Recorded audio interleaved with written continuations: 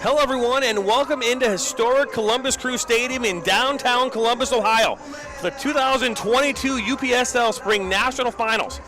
Back in April, over 300 teams had hopes of making it right here this weekend. 10 regular season matches, 5 playoff games, and these 4 teams are here for the chance to hoist the UPSL Spring National Championship Trophy this Sunday afternoon.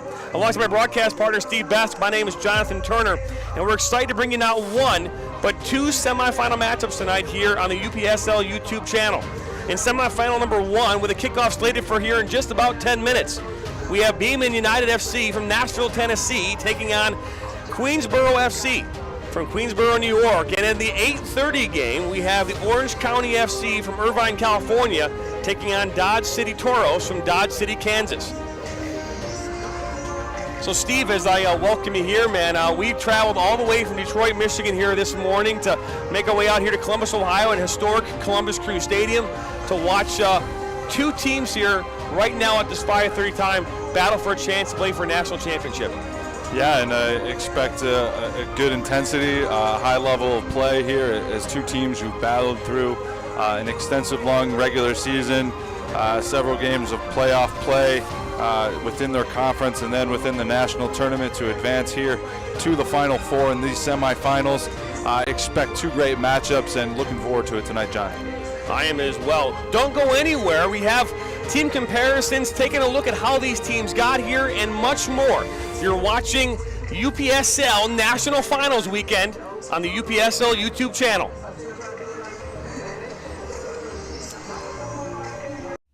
Sports performance data are everywhere. Knowing how to use that data is the key to a competitive advantage. That's why we developed StatLink. StatLink software turns your data into the information you need to improve team and player performance, assess player ability, track progress, or discover the perfect lineup, all from your phone or iPad. StatLink. Know your team. Official stats provider of the UPSL.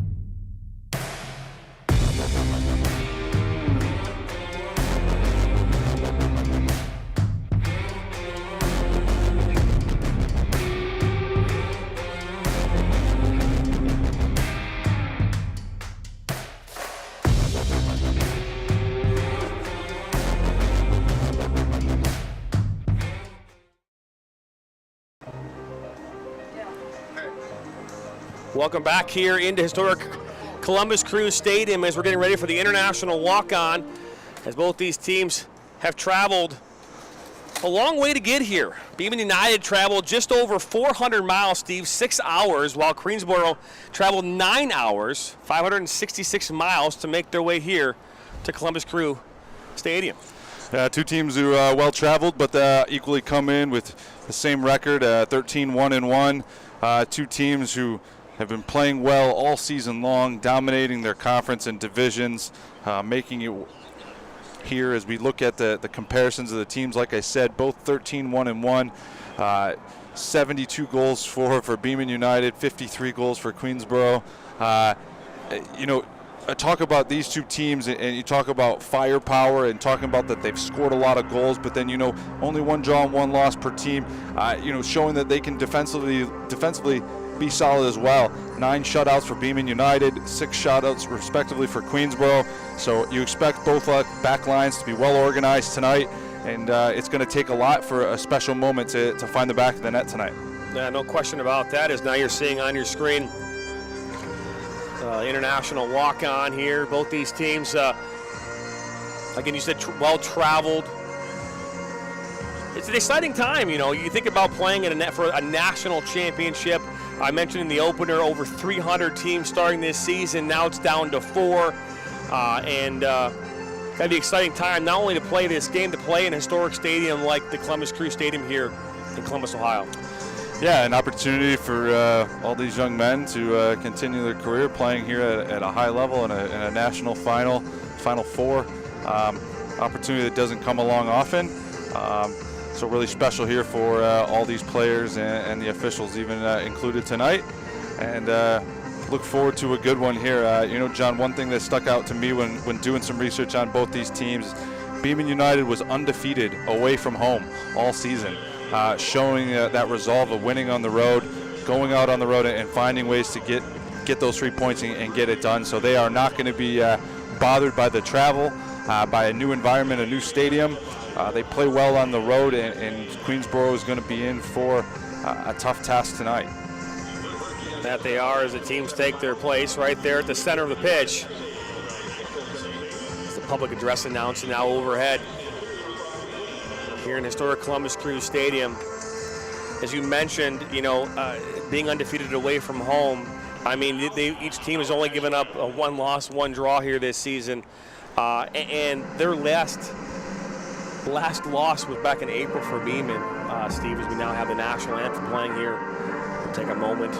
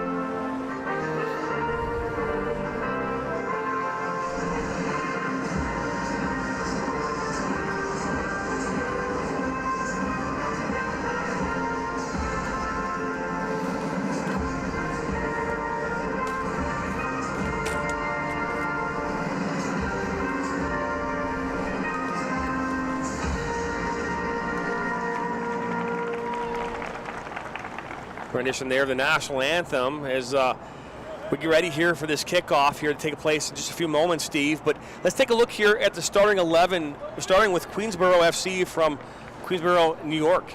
Yeah, starting in goal, Paul Rodriguez. Also starting for Queensboro, Anderson Holt, Ulrich Fondo, Musa Diarra, Hans Leza, Minguk Siu, Joshua Saverda, Diego Fernandez, Fernando Cojate, Caleb Taylor, and Rashid Willis. And starting for Beaman United, Alex Rodriguez, Joseph Amandi, Kwadwo Poku, Seth Poku, Hayden Black, Christian Gomez, Brandon Gonzalez, Nathaniel Badai, and Neil Garcia, Michael Reed, and Juan Panagos. That's your starting 11. Head coach of Queensboro FC, Diego Gomez Herrera, and your goal coach for Beaman United, Sinbari Nadam. So, Steve, how these two teams get here? We look back at the season and the playoffs per se, but let's start here with Queensboro and how they got here, their path. Yeah, round of 32, knocked off Santa Cruz. Into the round of 16, they faced Rock City Boom and beat them 4-1. And in the quarterfinals, they knocked off Chicago Nation FC by a score of 4-1 to advance here to the semifinal. And then taking a look at how Beaman United got here. Beaman United faced off against the Indy Gladiators, knocking them off 3-2. Facing off against Georgia FC in the round of 16, Beaman United came out with a 6-3 win. Then facing off against Lakeland United FC in the quarterfinal, Beaman United advanced with a 3-0 victory. As the official coin toss just took place there at midfield, your head referees for this first matchup, the center referee Mauro Gonzalez, assistant referee 1 Joshua Monrufo, AR2 Ben Mast, and the fourth official Rodrigo Frias. Beautiful day, John. Skies have cleared up a little bit from the rain we had earlier. Perfect pitch. Expect a good one here to kick off this semifinal. That's right, 79 degrees here. Expected temperature at kickoffs. It's Very cloudy as planes continue to fly over from Columbus Airport, just off in the distance. As we sit here in beautiful, historic Columbus Crew Stadium, about 9 miles away or so from the new stadium, where the Columbus Crew will take on New York City FC tomorrow night. Yeah, it's a lot of soccer action here, and not something obviously we'll be broadcasting, but I think you and some of the guys will be taking in that game tomorrow night. Should be an exciting one. Beautiful stadium here. John, did you ever get a chance to watch a game here? I did not. I mean, this is my first game here. Thinking about it, I always thought Columbus was farther than it truly is. That 3.5-hour drive wasn't that bad. Yeah, not too bad. I was lucky enough to catch a World Cup qualifier a few years ago here, USA-Mexico. Unfortunately, that night, the U.S. did not come out on top, but an exciting match nonetheless. As we are inching closer to kickoff here, John. There we are. As tonight, Beaman United will be in the all-red kits here on your screen, going left to right. They will have the kick, and Queensboro FC will be in the all-white with purple trim, going right to left. So we're just now waiting for the head referee, Mauro Gonzalez, to get things underway here. They'll be wearing their green kits, the third color on the pitch tonight, one of the 5 colors, so to speak, as they always talk about.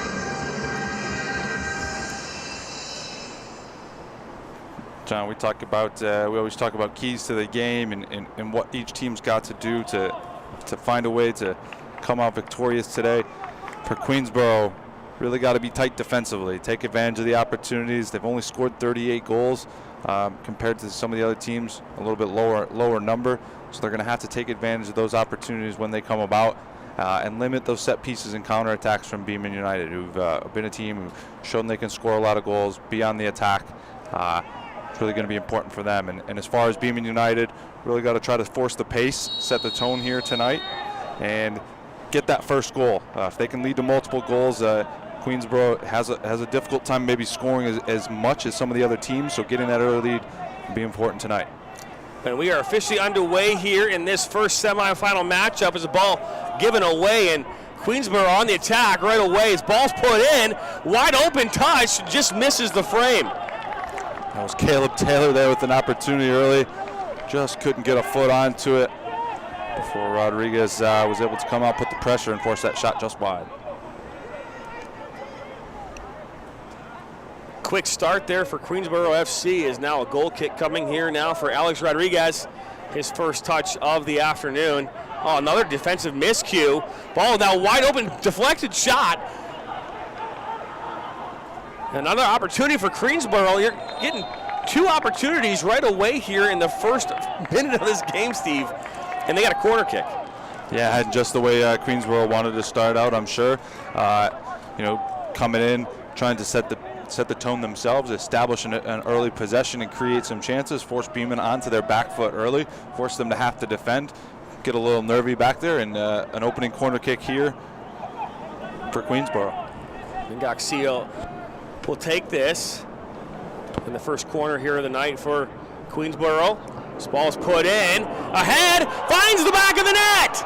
An early goal here in the 2nd minute.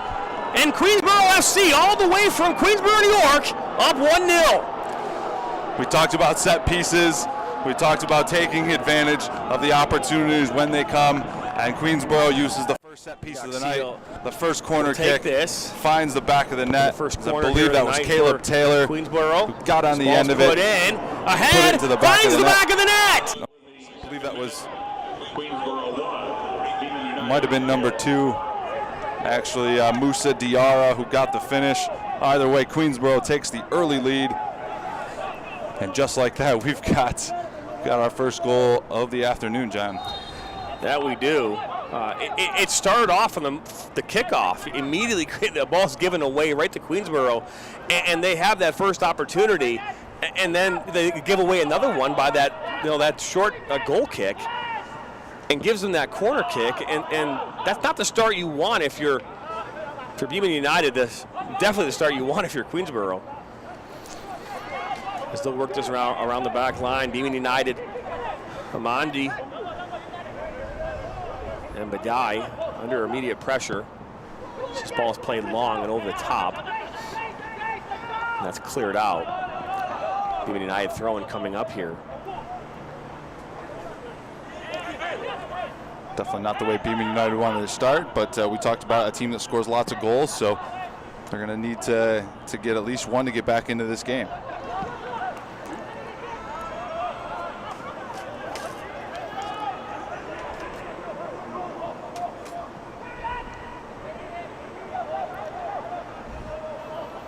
Queensboro FC now has the ball still on that far side. And once again, you're seeing the technical play right now from Beaman United, not where it needs to be early on. This ball is given away by Rodriguez.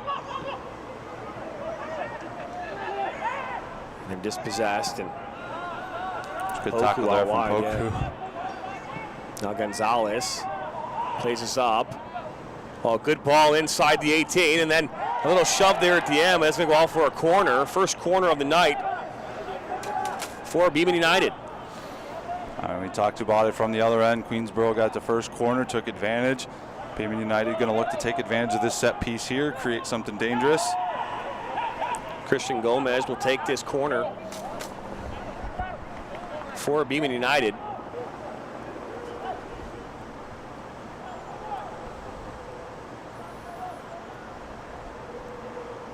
Ball put right in the mix. It goes right to Rodriguez's hands.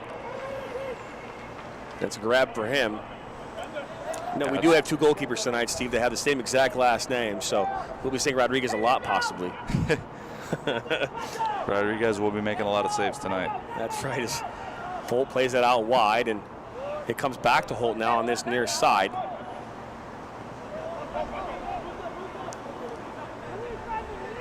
There's Rodriguez. Knocks this up to So.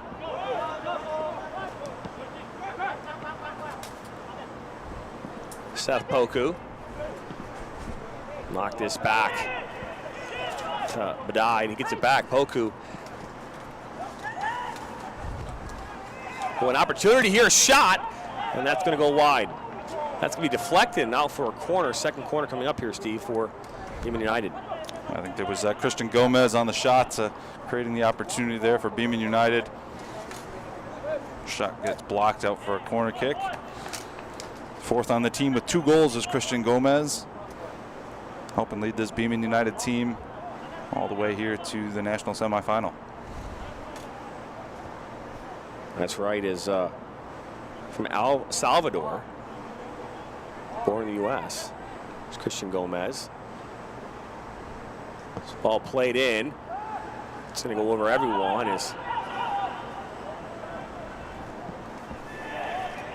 Penagos puts this one back in. Rodriguez able to come up with it.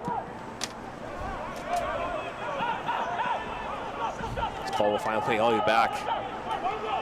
The goalkeeper, Alex Rodriguez, and given away. The theme so far of the night here for Beaman United is these early giveaways that are costing them right now 1 goal and possibly more if they continue this up.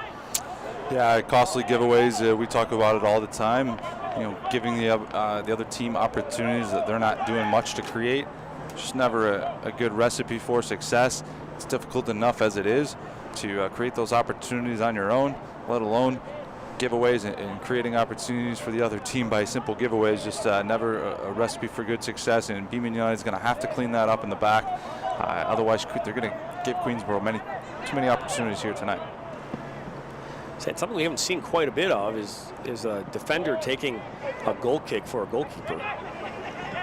Long goal kicks as well. Yeah. So much play out of the rack that we don't see that too often. There's our coach there, Diego Gomez Herrera, is saying there's an elbow possibly there. Going out for a throw-in. That was Anderson Holt will step over and take this for Queensboro. Ball will go out. From their throw-in.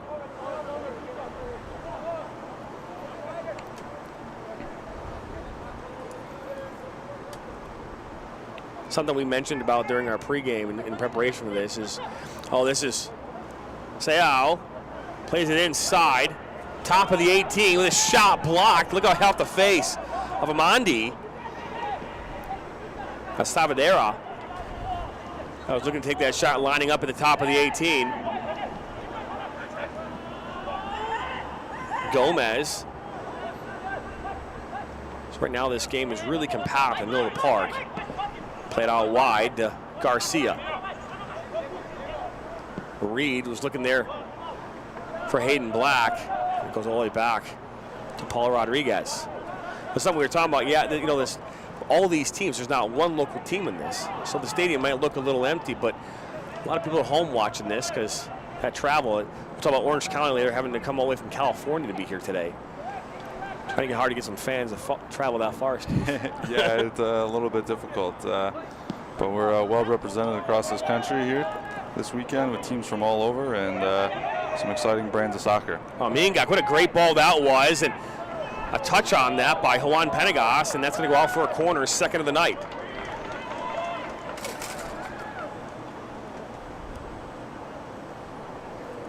Saw last time the corner kick, Queensboro got a corner kick. They found a way to find the back of the net. Look here, they're going to throw their big bodies forward. Diarra coming forward. Gonna try to find the head of him or Big Anderson, Holt number 4 in there. This ball is put in right inside that 6. That's headed out by Amandi. Penagos steps over. He wanted to foul. Wasn't going to get it. It's Fernandez now by the end line, looking to cross this in, and it's going to go out over the touchline for a goal kick. So Maggot Tribune Sports on YouTube. I'm watching from Australia to support my brother Michael Jones. Love it. That I do. Welcome. Welcome. As now here comes Beaman United. That wasn't the right ball there, Steve. Nah, it was just a wrong read. Hey, Brandon Gonzalez wide open as Gonzalez comes over, almost intercepts that before Anderson Holt steps in. Is now Amandi able to keep possession. Puts us over the top, not a bad ball. Out comes Rodriguez. He's able to collect that before Hayden Black gets a touch on it. Yeah, and this game right now is being played in a very condensed set of 40 to 50 yards. As this high line from both teams really pressing and compacting the game right now. Really the reason and the cause for a lot of these turnovers. You can see that high line, that back line from Queensboro. I wouldn't say it's an offsides trap because that's old school, but pretty darn close. Yeah, and they're playing a high line, forcing turnovers on their press. Beaman also trying to play a high line, forcing Queensboro to have to beat them up over top. Was Lays and then Holt all the way back to Rodriguez. He'll clear this up. Over midfield, little flick. This Caleb Taylor was running onto that. Is now this Michael back to Alex Rodriguez. And then looks to switch, and that stays on the pitch. Well done by Juan Penagos.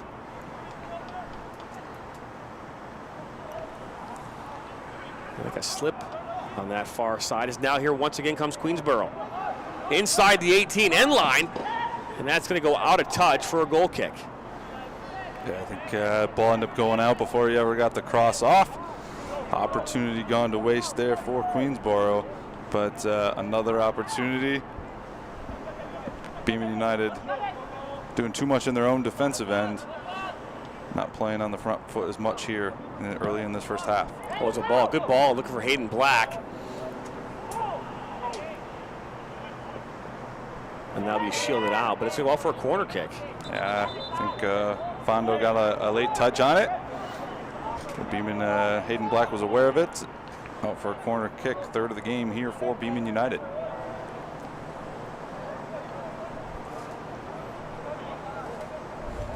How often we see these many corner kicks this quick into a match? We're already at 5 for both sides. It just tells you about the offensive power both these teams have. Collectively, 72 goals scored this season for Beaman, while you've got 53 for Queensboro. As this ball is put inside right around the 12, and a little touch. Hayden Black was right there, but Rodriguez is able to come up with it. Probably the best opportunity of the night so far for Beaman United. It's Gomez, good cut. Ball crossed towards the 6, and cleared out. Leza.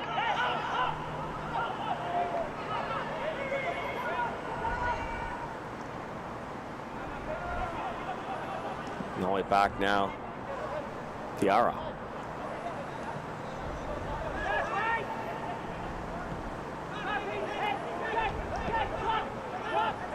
Holt. Plays back to Rodriguez.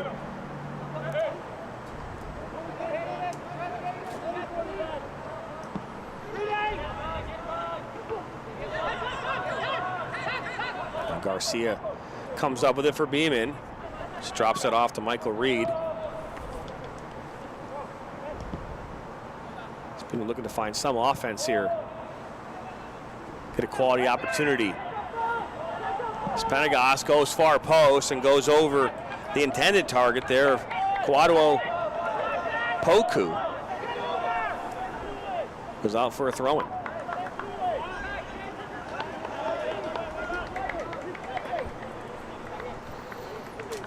Good little response here from Beaman United. Obviously conceding that first goal, not the most ideal. Having to defend a couple giveaways early on, having to do a lot of defending. It's important they get back into this match and force Queensboro to have to defend honestly as well. Good strong fight there from Fernandez. Finds Taylor. Wide open shot blocked. Rebound to Taylor. Open net goal. Great individual effort there from Caleb Taylor for Queensboro FC as he doubles the lead.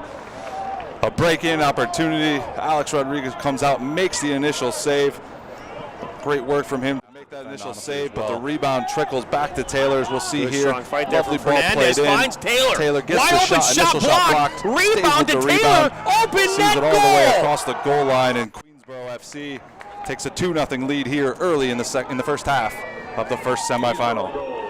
Queensboro is not playing here tonight, getting 2 goals here in the first quarter of this half.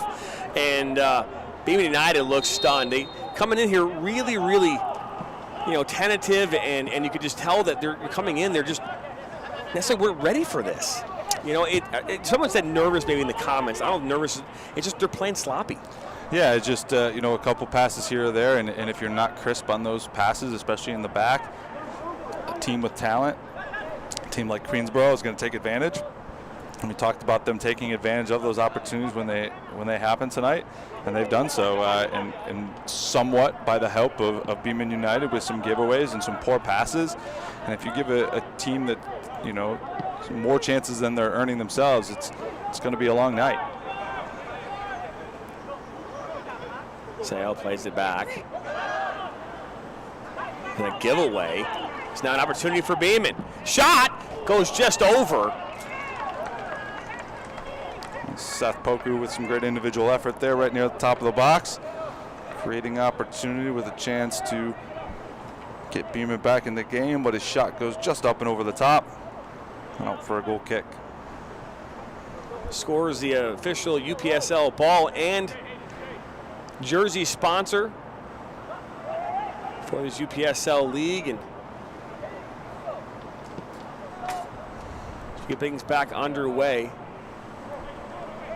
off that goal kick. Ball back to Rodriguez.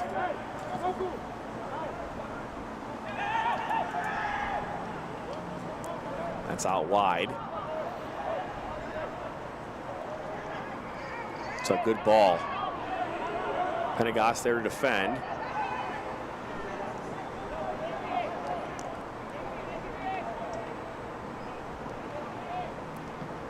Ball now played to Fernandez. Just had an assist here a moment ago.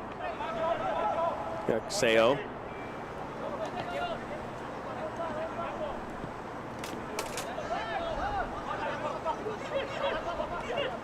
Seo.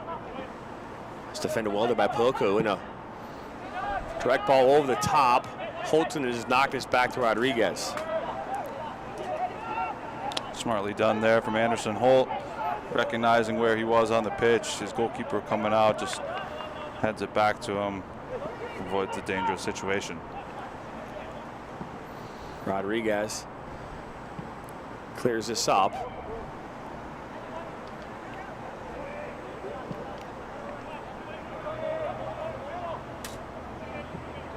Ball drop and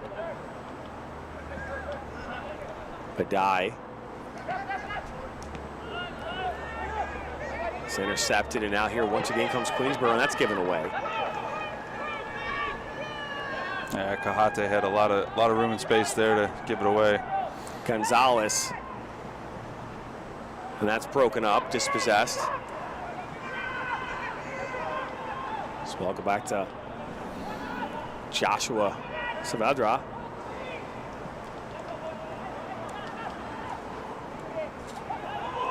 Continue to work this around that back line, looking to find another layers. That's going to probably be the first foul of the match, some 19 minutes in, Steve. Yeah, I mean, for the most part, fairly clean, fairly good pressure and battles from both sides here in this first 15-20 minutes. But to get clipped there just on the sideline, bringing us our first foul of the game. I don't think we've been to a lot of UPSL games where a foul was called in the 20th minute, first one. No, usually doesn't happen too often in many adult games that you go that long. But there are two teams right out here that are playing hard and playing fair and not cheating the game in any way. That, you know, they're going to be fouls, but they're both battling hard, and it's a testament to both these teams here when you do go that far without a foul, because they're both competing hard.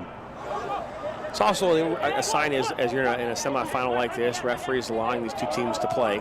Absolutely. As this ball's switched out wide to Penagos. He's got a ton of green space in front of him.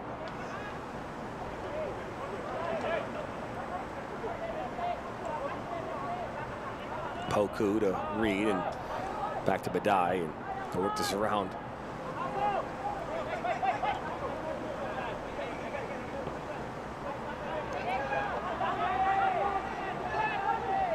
Now Poku finds Hayden Black, but that's dispossessed, and then Kwanda Poku out wide.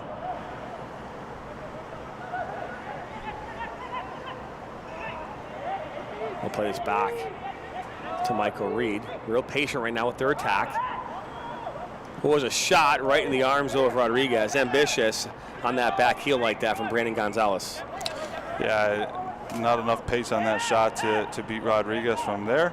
But it was a great movement from Beaman.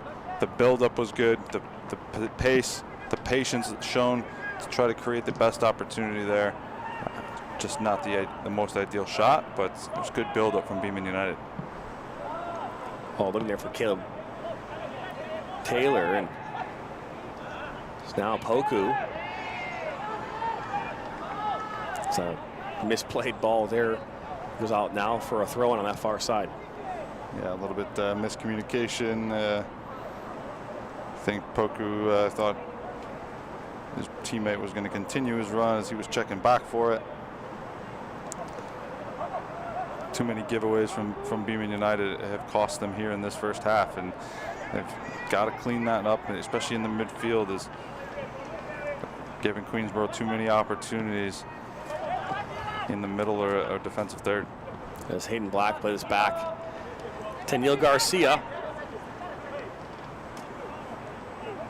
Garcia from Honduras. Badai, he's under pressure there from Caleb Taylor. And that's the second foul of the game. Each team now has one foul. It's a break for Queensboro. Yes, it is. Good cutback as a shot. Far post save by Rodriguez, and out for a corner. I believe that was Rasheed Willis up that right side, breaking in. Does a good job to create space, to get that ball on his shooting foot. Tries to go far bar, but Alex Rodriguez gets a palm to it, pushes it out for a corner kick. Third of the game here for Queensboro. They were successful the first time out, looking to make another successful here and add to that lead. You know, from this side as well as Mingalexeo is taking this kick once again. Ball put right near post, and it's headed out of danger for the time being. It's Hayden Black now. Looking to play this ball up. He does. Got Gomez. Gomez is able to collect it. One-on-one. Lays it off to Black. And then Holt comes over and knocks this one out. That's a goal-saving play, possibly, from Anderson Holt. Yeah, good tracking back. Originally, good job by Beaman United in the build-up. Finding Christian Gomez in there, does a good job to try to hold it up. But as he tries to find his teammate, Anderson Holt does a great job tracking back and working back defensively. It's Gomez. Tries to put it across, and maybe looking for that deflection out for a corner, but cleared out by Les. And that's knocked up and out by Garcia for a goal kick. You know, 24 minutes in, Steve, you know, looking at this being the first semifinal of the night, and we have another one here at 8:35 tonight. You know, are you surprised by how this game started? Yeah, I guess I didn't expect Beaman United to be offering up the mistakes and the turnovers, giving Queensboro the chances they have. We talked about it in the open that Beaman was a team that was undefeated away from home throughout the season, so we thought they would come in with that understanding of how to attack a road game, not come in with any nerves, but they just haven't been as crisp here early, and Queensboro obviously taking advantage of those opportunities, making no mistake about it on that first corner kick, taking advantage, creating shots off the mistakes that Beaman has provided. And so now they've set the tone in this game. They lead 2-0. Obviously, we talk about 2-0 is one of the scariest leads in soccer, as one goal changes everything. But you'd much rather be up 2-0 than down 2-0. That is Garcia will lay that back to Alex Rodriguez and plays to Badai. It's a great ball. Kwadwo Poku. He's from Ghana, as well as his brother Seth Poku.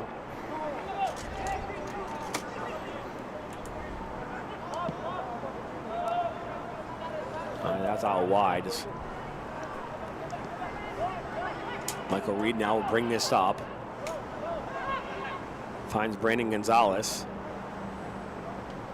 We are seeing more possession now here out of Beaman. A little more purpose in their possession is say out wide.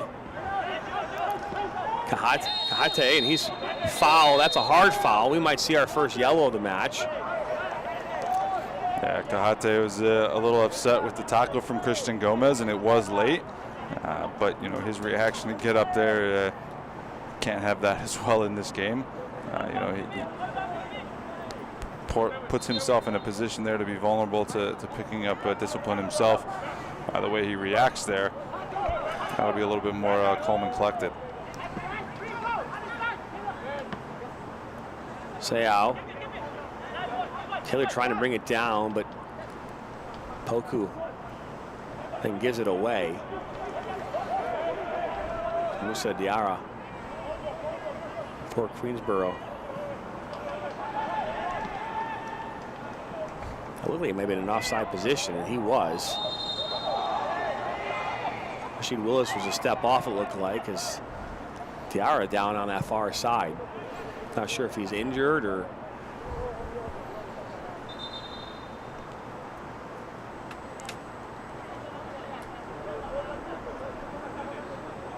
Yeah, he's down and not moving at the moment. Looks like the referee might be checking with the player before calling over the medical staff. He doesn't look like he is moving too quickly.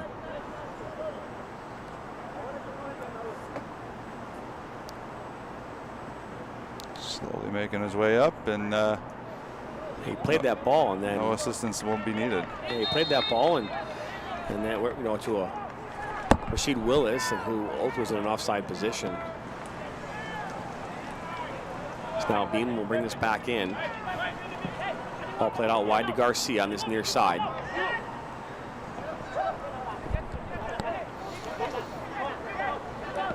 This ball's put right in the middle of the park. That's a dangerous square ball, middle of the park. Michael Reed able to come up with it for Beaman. Oh, and a good ball into Gonzalez. Kahate right there clears it out. And now throwing coming up here for Beaman. Good work there defensively from Fernando Kahate, just to keep Brandon Gonzalez in front of him, not get stuck in and dive after a tackle, and he wins the clearance. It's Garcia.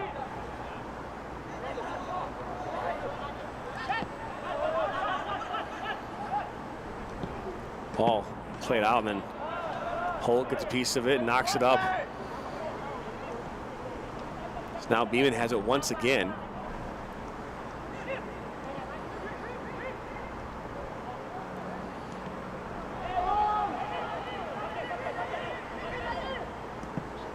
Ball out wide to Garcia. Able to collect that, not a bad first touch off his chest. Oh, that was a good looking ball, almost got through, but Kahate able to play that well. And another foul called here on Beaman. And Badai, it's a free kick coming just outside the midfield halfway line, Steve. Yeah, good work there from Caleb Taylor, checking back to the ball, playing with his back to goal, being that target player for Queensboro, being able to hold that ball up and possess, and they're working hard, winning the foul and winning a free kick for his team.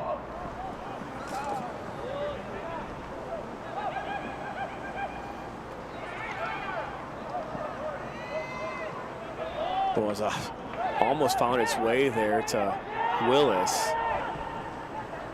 It's now Michael Reed. He got muzzled off the ball. Referee says foul.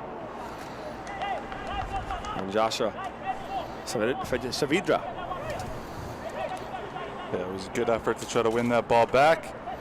Just got a little bit too much of the Beaman defender, says the referee, and foul coming out going the other way.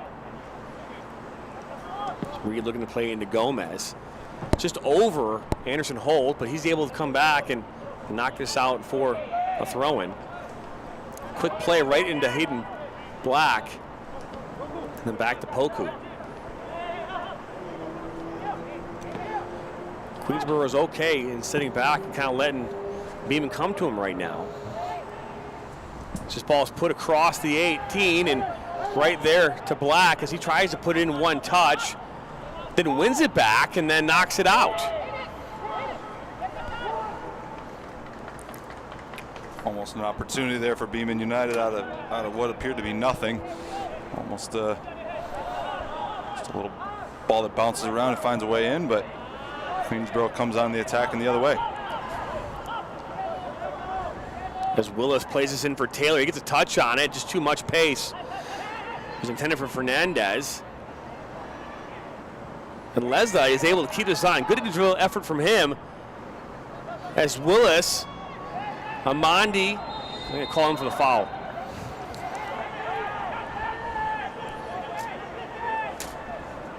Good work there from Willis on the outside. Just probably gave a grab, a hold of some sort there to get by his defender as the assistant referee had popped his flag for the foul. But good work again from Queensboro. Every time they get the ball, they are looking dangerous here tonight.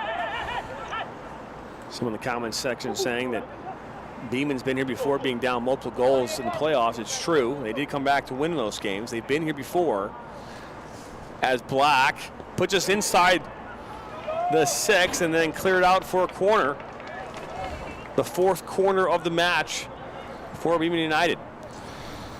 Yeah, and if that's one thing that Queensboro would love to clean up, I'm sure, conceding the amount of set pieces and corner kicks here, not most ideal. They're going to look to be strong defensively here. Gomez looking to help his team get an answer here to those first 2 goals. This ball is put inside the box, right inside the 6, cleared out. Pentegost right there with a low shot. And they're going to say a deflection and out for a corner. I will give Beaman United credit. They have now put their heads down. They have not sulked despite giving up those 2 goals. They've stayed on the attack. They're fighting and battling, trying to get back into this game. they know as well as you and I that that next goal is vitally important. If this game becomes 2-1, it's game on. So they need to be the ones to find that next goal here. Gomez gets a head on it. I'm going to say another corner kick. That was Garcia that went up. And out for corner number 6.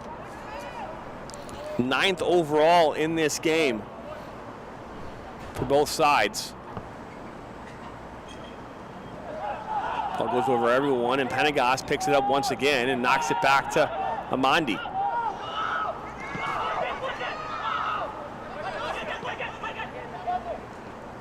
Good little touch. Gomez goes down. Gonzalez puts us inside the 18. It's Penagos. Kwando Poku to Seth, and that's then cleared out. 2v2 if Willis wants it. Oh, Taylor was just off. Oh, he lays it off. Oh, that's a dangerous tackle, but the referee says all ball as Fernando then gets pulled down. And out now for a throw-in. Definitely some physical play out there. Referee right on top of it, communicating there with the players immediately when that happened. He said no foul. I think the Queensboro player there, Diego Fernandez, may have been on the wrong end of a little bit of contact there, but looks like he's going to be okay. His head referee Mauro Gonzalez helps him up, and we will carry on here with just over 10 minutes to go in this first half. Still a lot of time left in this half, or a lot of things to change, whether Beaman United find a way back into this game or Queensboro either try to take this 2-0 lead or find a way to extend this one going into the break. Well, Queensboro is totally fine right now with being a transitional team, you know, playing the counterattack, settling back, allowing Beaman to come to them. They've made some mistakes early on, Beaman. That's what cost them that first goal. Is Poku plays this out wide to Penagos with a one-time shot, saved by Rodriguez, up and over. Beautiful ball across. Juan Penagos with a great one-time shot. Tries to go up and back bar, but Paul Rodriguez gets his arm up, pushes it up and over the top, out for a corner kick, and keeps this game at 2-0. Gomez will take this once again for Beaman United.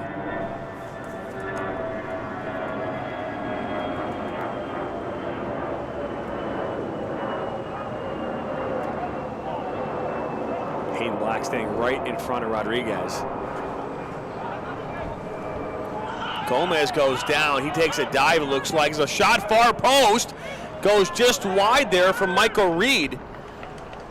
Referee indicating he was giving an advantage. He's going to go have that conversation, telling him he saw it, right? He saw that contact, and I think the Beaman United players will say we think there's more advantageous to having that free kick on the edge of the box, but opportunity gone to waste there for Beaman United. Ball goes back. Fanjo is now Rodriguez, looks to put this up near side. Kahate got a head on that, but now Badai finds Amandi. And he'll put this out wide. Penagos slips. Sabra. Fernandez looking for Taylor. He looked like he may have been slightly off. Yeah, I think if that ball goes to him, I think we see the assistant pop his flag there. He likes to play short, Alex Rodriguez does. That cost them early on in this match. Alex Rodriguez does play short. He played short and third base. He did. Only because they had Derek Jeter. This is Gomez out wide. Queensboro fans might appreciate that one.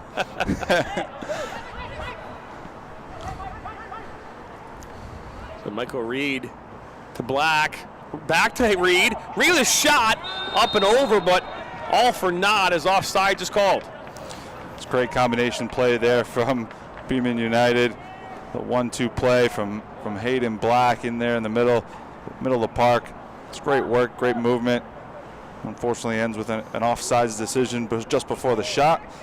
You got to be encouraged if you're Beaman United with their continuing attack, with the way they've been able to create opportunities despite trailing 2-0.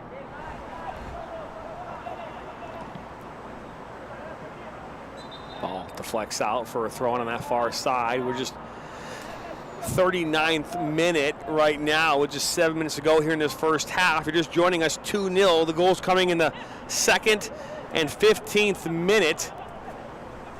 And that's where things stand right now here, 2-0 in favor of Queensboro FC. Yeah, back and forth game, chances on both ends.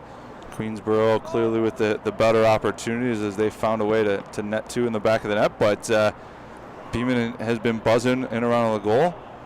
Willis into Diarra. Diarra goes down, Taylor, and we're going to see a penalty shot. Yeah, I think that's a spot-on decision from the referee there as Queensboro FC continues their attack.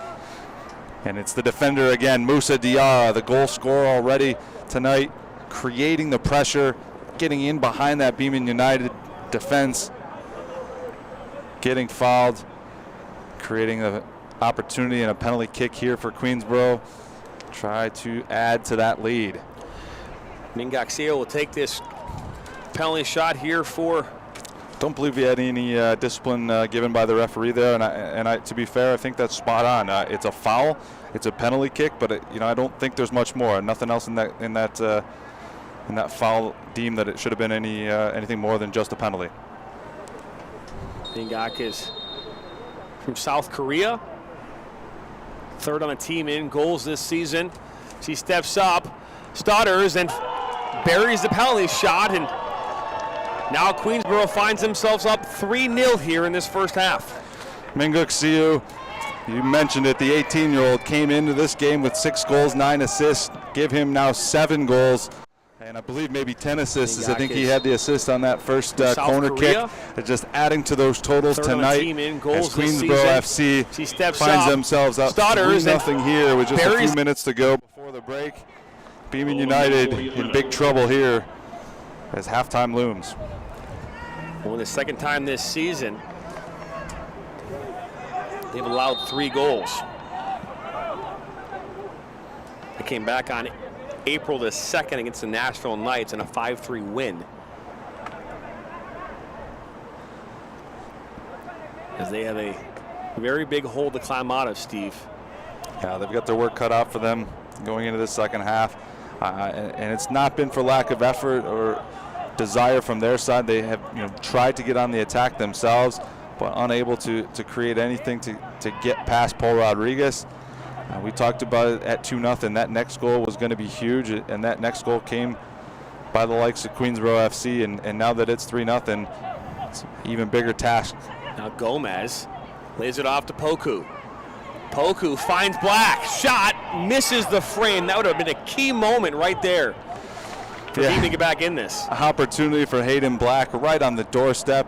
He's got to put that on frame and at least force Paul Rodriguez to make a save there. Instead, he puts it wide, and this game remains 3-0. If he can put that in, immediately gets that back to a 2-goal deficit. And now we're talking about a potential, game on again. But another opportunity gone awry there for Beaman United. Ball played short to Rodriguez up the middle. Holt finds Fernandez, and a foul will be called.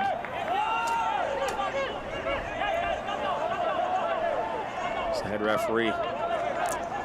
That's the one I don't understand. If the red team wants to take the ball and delay the time, down 3-0, let them take the ball. Well, if you want to delay the game down 3-0, by all means. I don't think Queensboro will have any argument about you wasting some time there.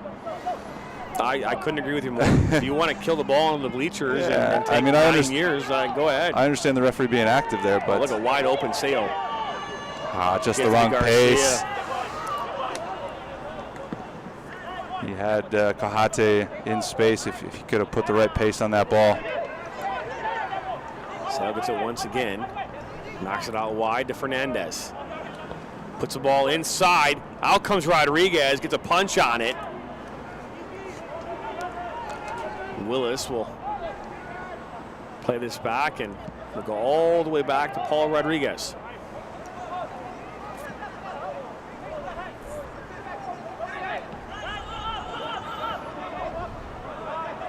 misplayed there by Seo, and once again given away, intercepted by Holt. Lezo looking for Caleb Taylor, and good interception is now. Here comes Beaman United. Kawando Poku puts us across and kept in by Christian Gomez and then cleared out.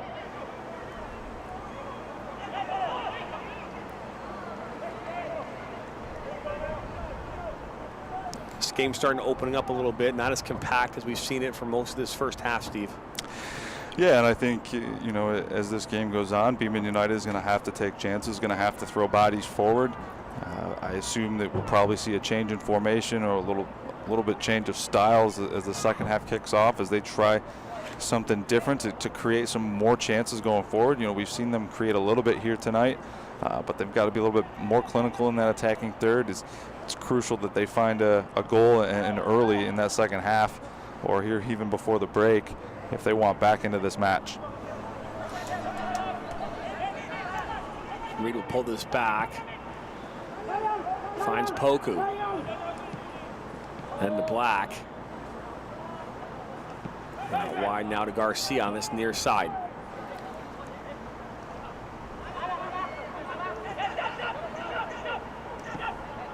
Badai to Poku. Finds Gomez. And dispossessed. Leza. Now Gomez. Samadria there to defend for Queensboro. Let's play this inside to Pendergast. Shot. And that goes wide of that near post. Nice opportunity there from Beaman on the giveaway.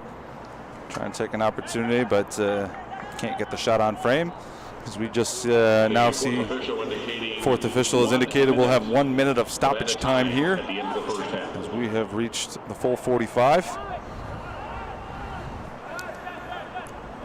It's nice when we get fourth official with a scoreboard indicating, letting us how much time we got.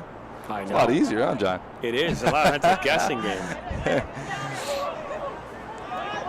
And that's not a knock on the referees. It's just not everyone has that technology. Is say how good individual effort from him is. Get the Peter Loria subboard. Sometimes we get it, but we don't always get we're name dropping here. Wow, look at that. Ball played long, looking for Black. Fonjo will knock this up. Finds Joshua Saavedra. And out now for a throw-in. We're right now at that 1 minute mark of stoppage time, and that will do it here for this first half. I mean, Steve, looking at this, you know, going into this match, looking at these two teams, their offensive prowess that they've had this season, you know, 72 goals for Beaman United, 53 for Queensboro. Did you expect to see them, Queensboro up 3-0? Definitely didn't expect 3-0, maybe 3 goals in the first half, 2-1 either team, but Queensboro's been the better team on the attack. So a lot to change here going into the second half. Beaman's got some work to do, and look forward to an exciting second half. So don't go anywhere. When we come back, we'll get some first half stats, talk about what happened here, and so much more. You've been watching the 2022 National Semifinal on the UPSL YouTube channel. Right back.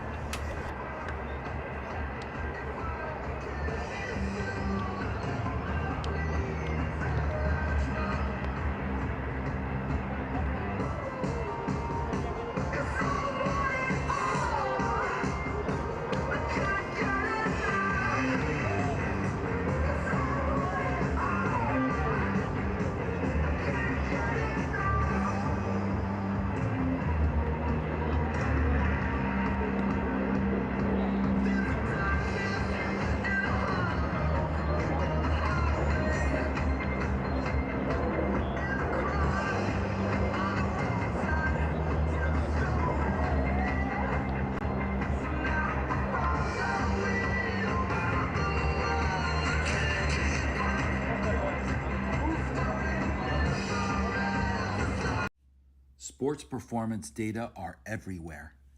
Knowing how to use that data is the key to a competitive advantage. That's why we developed StatLink. StatLink software turns your data into the information you need to improve team and player performance, assess player ability, track progress, or discover the perfect lineup, all from your phone or iPad. StatLink. Know your team. Official stats provider of the UPSL.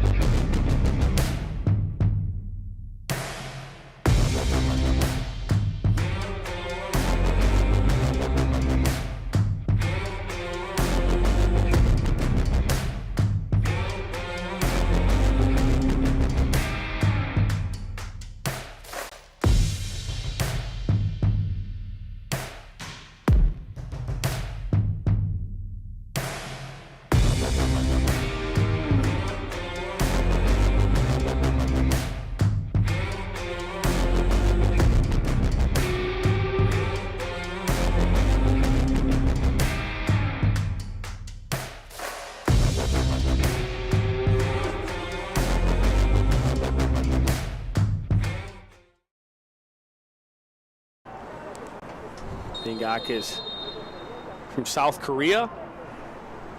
Third on the team in goals this season. She steps up, stutters, and buries.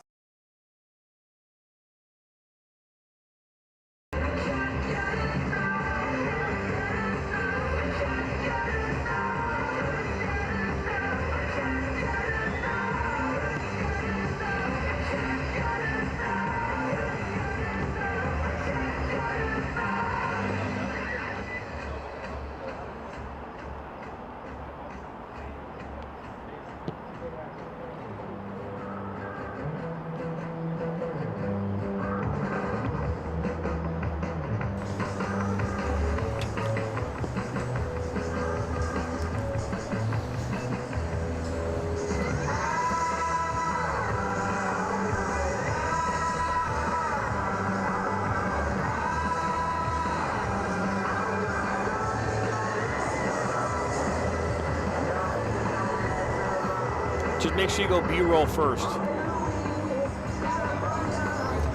And we welcome you now here in the press box. Broadcast partner Steve Mann, and I'm Jonathan Turner. So far, a game that we were just expecting the 3-0 storyline that we're seeing right now. You know, that first goal in the second minute. You know, that cross, that corner coming in from Ingak Seau, what he was able to do, and then, you know, Diarra able to get ahead on that, and then ultimately 15th minute goal from Caleb Taylor makes it 2-0 here in favor of Queensboro. And in the 40th minute, you know, Seau gets on the board with a goal on that penalty shot. Yeah, just absolute domination really from start to finish from Queensboro. A high press early, really forcing Beaman to have to be sharp defensively, and a few mistakes and giveaways led to some opportunities, and Queensboro took advantage tonight. You know, so far in this first half, they've been the better side when it comes to the attacking third, and at the end of the day, you know as well as I do, the only thing that matters is those tallies that go up on the scoreboard.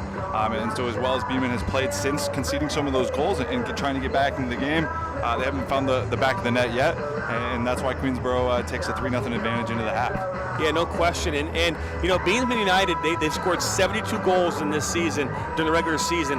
They have the ability to come back. They've scored many times, so we can't count them out here in this one. No, absolutely not. You know, and one goal will lead to the next. You know, that one goal gives you belief. So I'm sure that's what the coaching staff's talking about right now is, hey, we got to find a way to get that next goal, even though it's at already 3.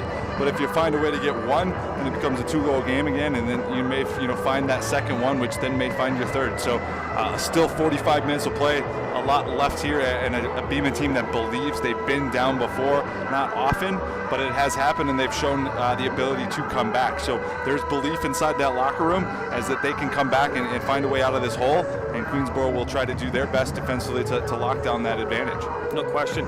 So looking ahead here now to our 8:30 game, which we have Orange County FC coming in, facing off against Dodge City from Kansas, Toros from Kansas. Let's preview that game a little bit here while we have some time. What do we expect out of that one? Well, again, an exciting matchup with two teams who fought and earned their way here to this Final Four and battled through a lot of tough opponents. Orange County coming in, a high-flying team, scoring lots of goals, led by head coach Paul Cagliari, the former men's national team player. So a lot of experience on that side. And then we talk about Dodge City. You know, you and I talked about in the build-up the last couple of days. You know, you just get a sense that this Dodge City team is a team that's scrappy. They're going to find a way to fight and battle through. They've battled through the bracket to get here, and they're not going to be overwhelmed with the pressure, the sights and sounds of the stadium. They're here to compete and here to win. So I expect a good matchup in that second one as well, John.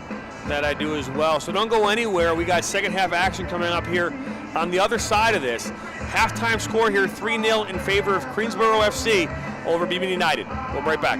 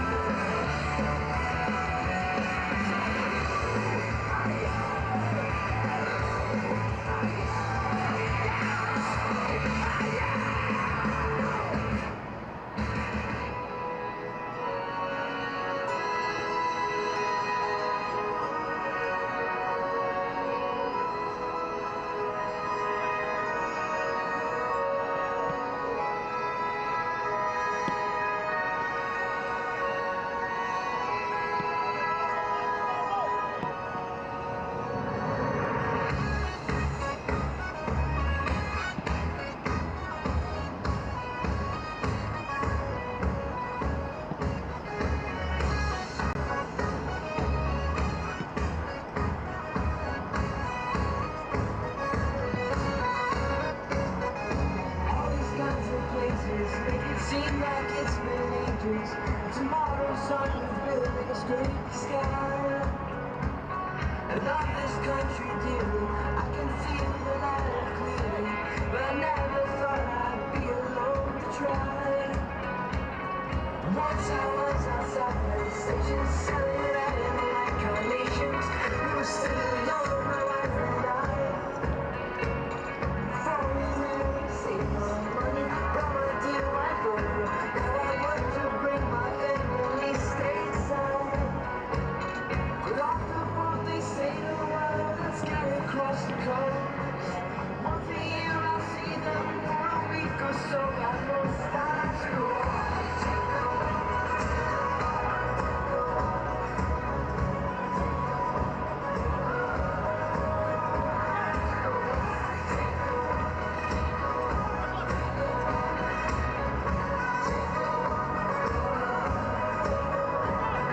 Practice isn't perfect, but the market cuts it off. I remind myself that times could be much worse. My wife won't ask me questions, there's not so much to ask, and she'll never float around an empty purse.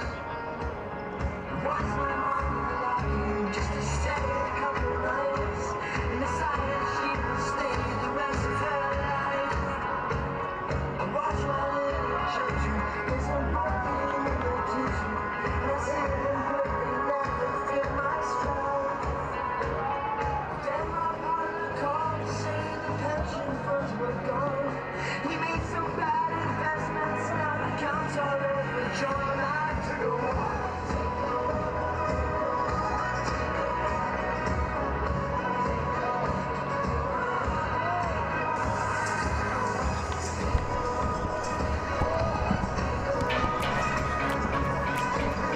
And welcome back here into historic Columbus Crew Stadium for game number 1 here of 2 in these semifinal matchups, competing for this national championship trophy here this weekend.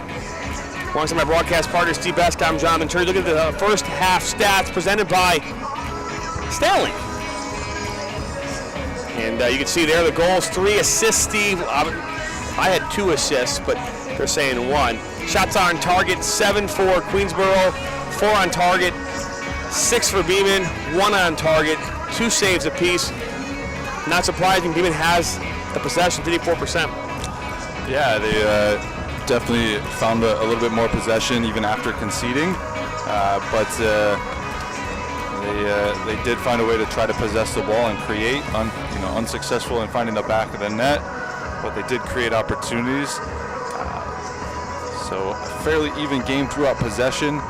Obviously the shots fairly close there as well, but Queensboro FC taking advantage. We were just talking here in the break, John, about how this is a 3-0 game, yet no one thinks this game is anywhere far from over, as opportunities come in both ways. And if that first goal comes by the way of Beaman United, this game we're in for a wild second half. Well, that we are, as we're prepared for just about anything here, Steve. As we're about to get back underway, as players from both teams here now back on the pitch. A beautiful pitch that is it's solely soccer here at historic Columbus Crew. Most of the games that you might see during UPSL season will take place on a lot of different types of fields. Grass, I was turf. hoping for red turf. I was hoping for red turf. I was hoping that we'd find ourselves back at Gabriel Richard. Maybe that might be like a Chicago Fire, right? We're in Chicago, right? I mean, but here in Columbus, it is yellow, Big Bird yellow. As looks like we don't have any substitutions.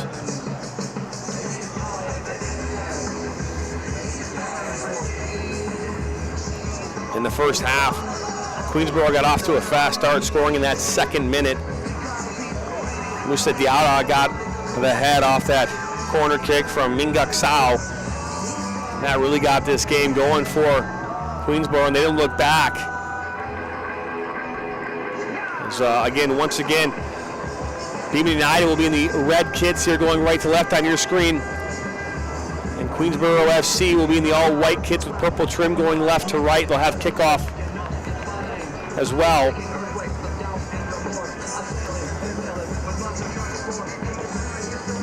as we are about to get back underway here. So they're overloading this near side. I don't know if you see that or not, but we're back underway here. Second half action. This ball is played long to the near side. That's why they overloaded it.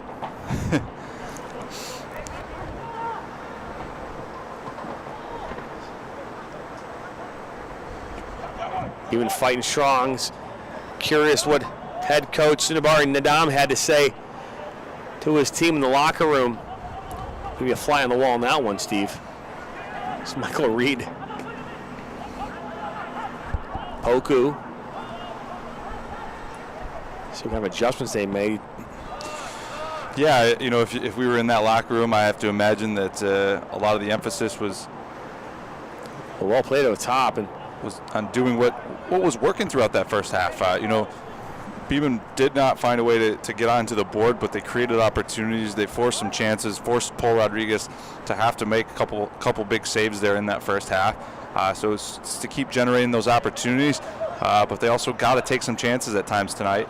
They're going to have to throw some extra bodies forward. They're going to have to try to jump some passes and should try to take advantage because you're down 3 goals. It's not just looking for one opportunity to tie this thing up. They got to score 3 different times. So it's going to be a long half, and it's going to take a lot of hard work if they want to get back into this one.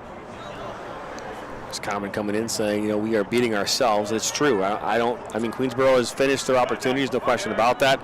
But you look at what's transpired here in this game, it's been Beaman shooting himself. That first mistake had numerous mistakes in that leading up to that first goal, and then from there, you know, Queensboro continued to capitalize as this ball's put in right at the top of the 6 and then cleared out. That was a smart play by Garcia. That ball though in from Rashid Willis, right at the top of the 6 like that, Steve, and to almost a wide open Queensboro attacker. I believe that was Caleb Taylor the ball was intended for. Yeah, good work there from Rashid Willis, playing a very dangerous ball, forcing the Beaman defender to have to get a foot in there and knock it out for a corner kick. 4th of the game here coming for Queensboro.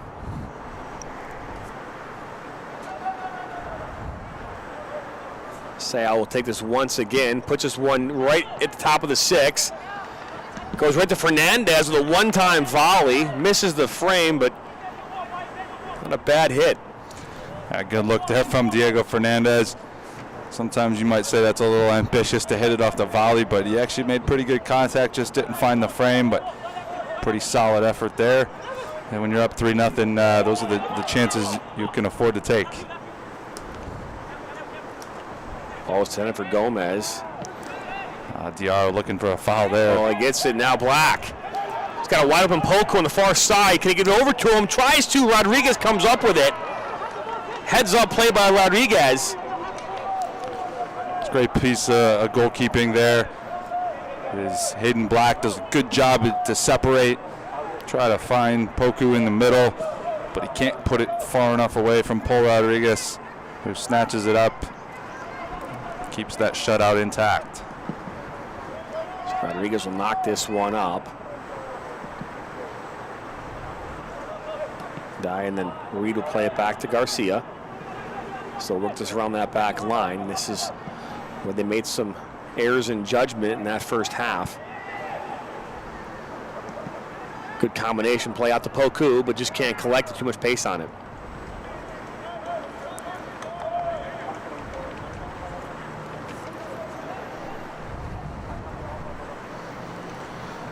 I want to remind everyone on Sunday afternoon, we'll have the 3rd place game here at 12 p.m. Eastern between the 2 teams that didn't quite get over the finish line.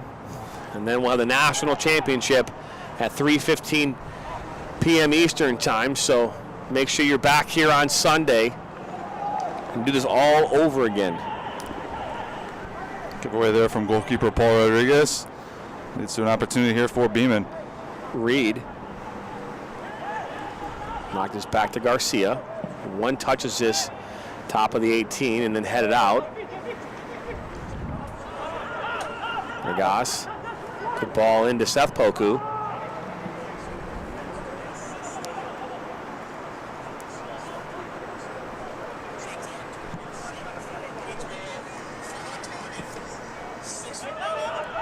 Good ball over the top for Taylor.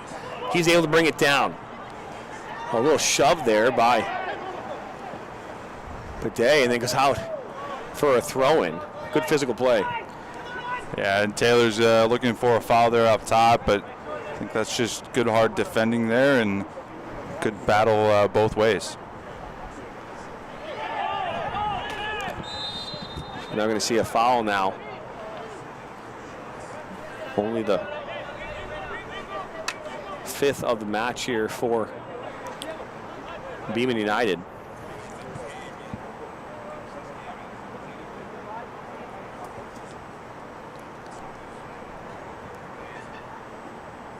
Looks like Mengaxio will take this free kick for Queensboro.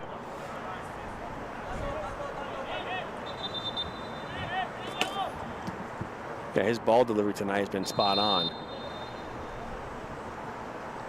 The 51st minute of 3-0 game. Ball, good ball, current back post.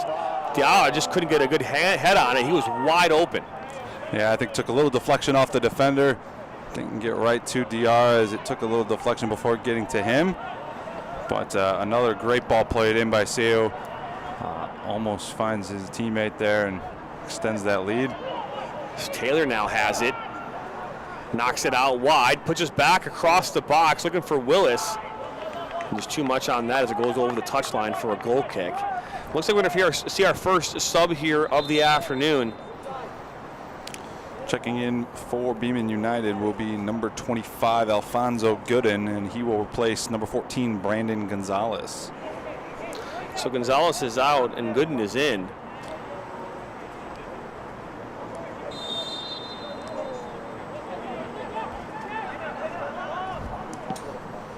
Ball played, looking right there for Gooden. Immediately gets involved, a little shove. I don't know Gooden's measurements, but he is big. Yeah. Physical presence on the pitch. Yeah, tall, big attacker. Yeah. Hopefully going to create some problems if you're a Beaman United fan. But once and now Gooden has it. Immediately becomes an opportunity shot, far post goal! Talk about an immediate impact for a substitute. Gooden comes out, gets them on the board. Yeah, we talk about immediate impact, and Alfonso Gooden steps onto the pitch, commits a foul, but he shows that aggressive play. The next ball in, he gets in 1v1 with the goalkeeper as we see a lovely ball played in here. Gooden goes in 1v1 with the goalkeeper, makes no mistake about it, beats him to the lower right, just off the inside post. And this game is back at a 2-goal deficit, 3-1 lead to Queensboro. I mean, to have a substitute come on and then in less than a minute score a goal is it's nice to see. I guess if you were a coach, you'd be like, that's mine. Oh, that's a good ball and a Taylor, but he'll be offsides. Good recognition there from the Beaman United back line to step right at the right time and catch Taylor in an offside position. We talked about it at the half, John. We said if Beaman United can find a way to get one goal in the first 5-10 minutes of the second half, it's going to be, a wild second half. They've made comebacks before. This team is used to facing some situations where they have been down before. It does not faze them.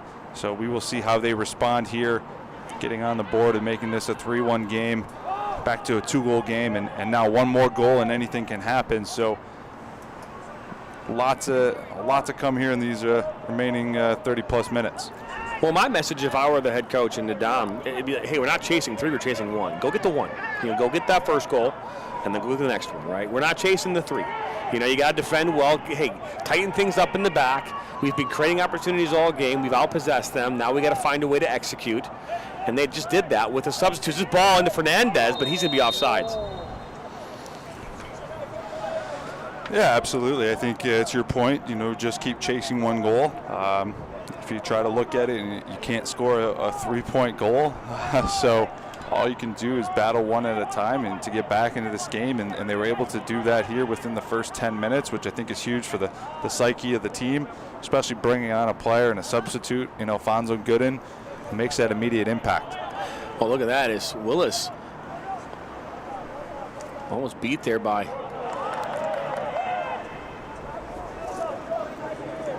one, Pendergast. Not out for a throw-in. You can't get complacent here if you're Queensboro. You know, you just allow one back. Hey, you're not in trouble, right? You've been here already before this game.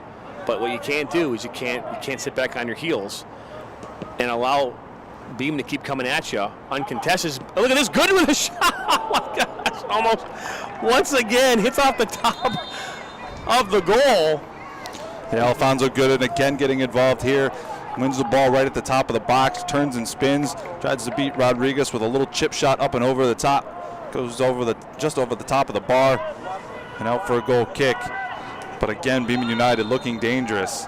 As we have another substitution for Beaman United as number 20, Alan Wynn, will check in for number 11, Hayden Black. And Alan Wynn, you know, he's not a slouch. I know he started off on the reserves here tonight, but he's third on the team with goals with 5. Is Fernandez with a shot. Just hits off the netting and goes out for a goal kick. Steve, you can't put your head down at all. No, you put your head down for just a second, miss an opportunity. As Queensboro looking to add to their lead, try to regain a 3-goal advantage.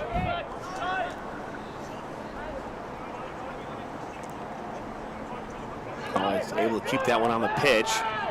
Pendergast and Wynn went down, and they call a throw. Immediately thrown right to him, heads up play, and then knocked out by Dieta. Now for a corner. 8th of the night coming up here.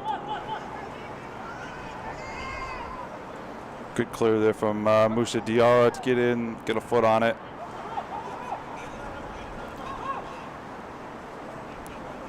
Ball played in right to Rodriguez. He gets a punch on it. Goes right to Kwandu Poku. And then Reed with a one-time shot to deflect and go out for a corner. Looks like we've got a Queensboro player defender down. Because he's cramping up. Yeah, looks to be, I think that might be number 2, Diarra. Nope, Diarra's up.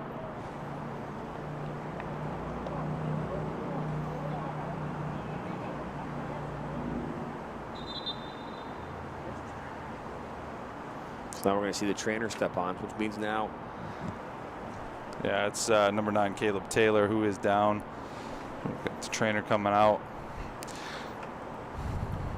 It's a tough one. Taylor's been really good tonight here for Queensboro, so hopefully he can stay on. But once the trainer comes on, he's going to have to step off and be asked to re-enter from the referee if he can in fact continue to play.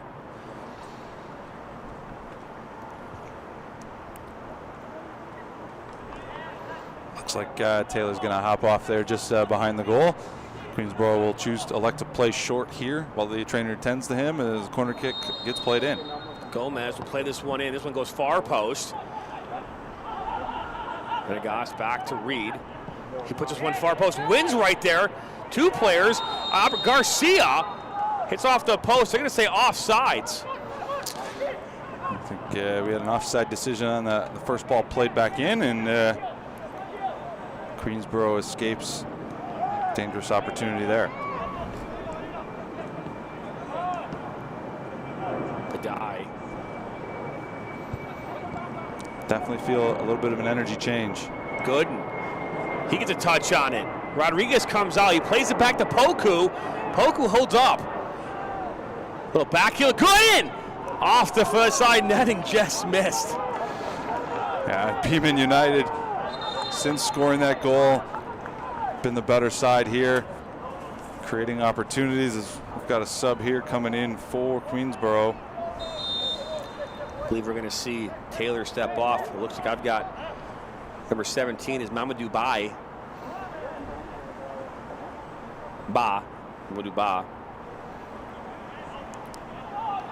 Will replace Caleb Taylor, who's unable to return from that injury.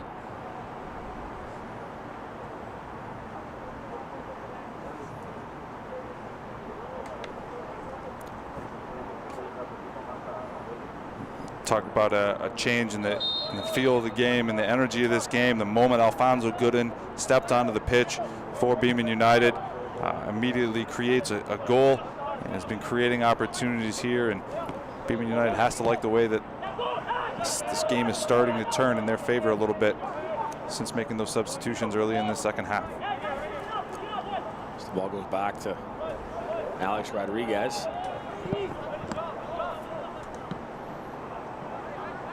Played right to Gooden.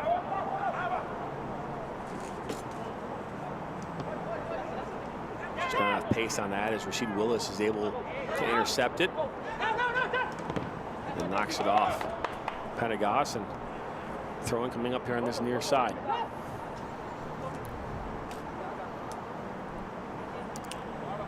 Certainly won't see any extra urgency out of the Queensboro players to get the ball back into play here as this game continues on. Sure, they'll gladly let every second tick off the clock. Well, they got a lot of time left. 29 minutes to go in this one. I think it's wishful thinking to keep delaying the game as much as I don't necessarily say if they're doing it to delay the game, but any chance they can get to let an extra 5 or 10 seconds tick off the clock, I'm sure they'll be glad to do so. Especially here now, another offensive opportunity with a dangerous free kick here coming from the near side. Yeah, foul was just called, and a free kick coming up here. Gaxal will take this once again. Ball's played in, and it's cleared out by Penagos. As Gomez finds Win. He's got Poku backside. That he does. He's got Kwandu Poku, far post. Puts it just past Poku. But he's got Gooden there in support. Diarra there. Now Poku back inside. He able to get a good tackle there, and that goes out for a corner. Good work defensively there from Queensboro. I believe that was Diarra on the tackle. That was a great job there to get a foot in, prevent the opportunity. I got a couple players down and shaken up. We'll have the third corner of the second half for Beaman United. 10th of the game for Beaman United, staying busy.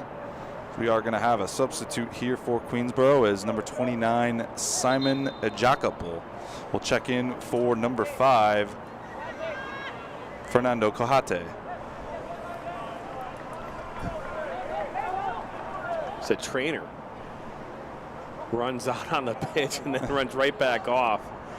Not so fast, Mr. Trainer, not so fast.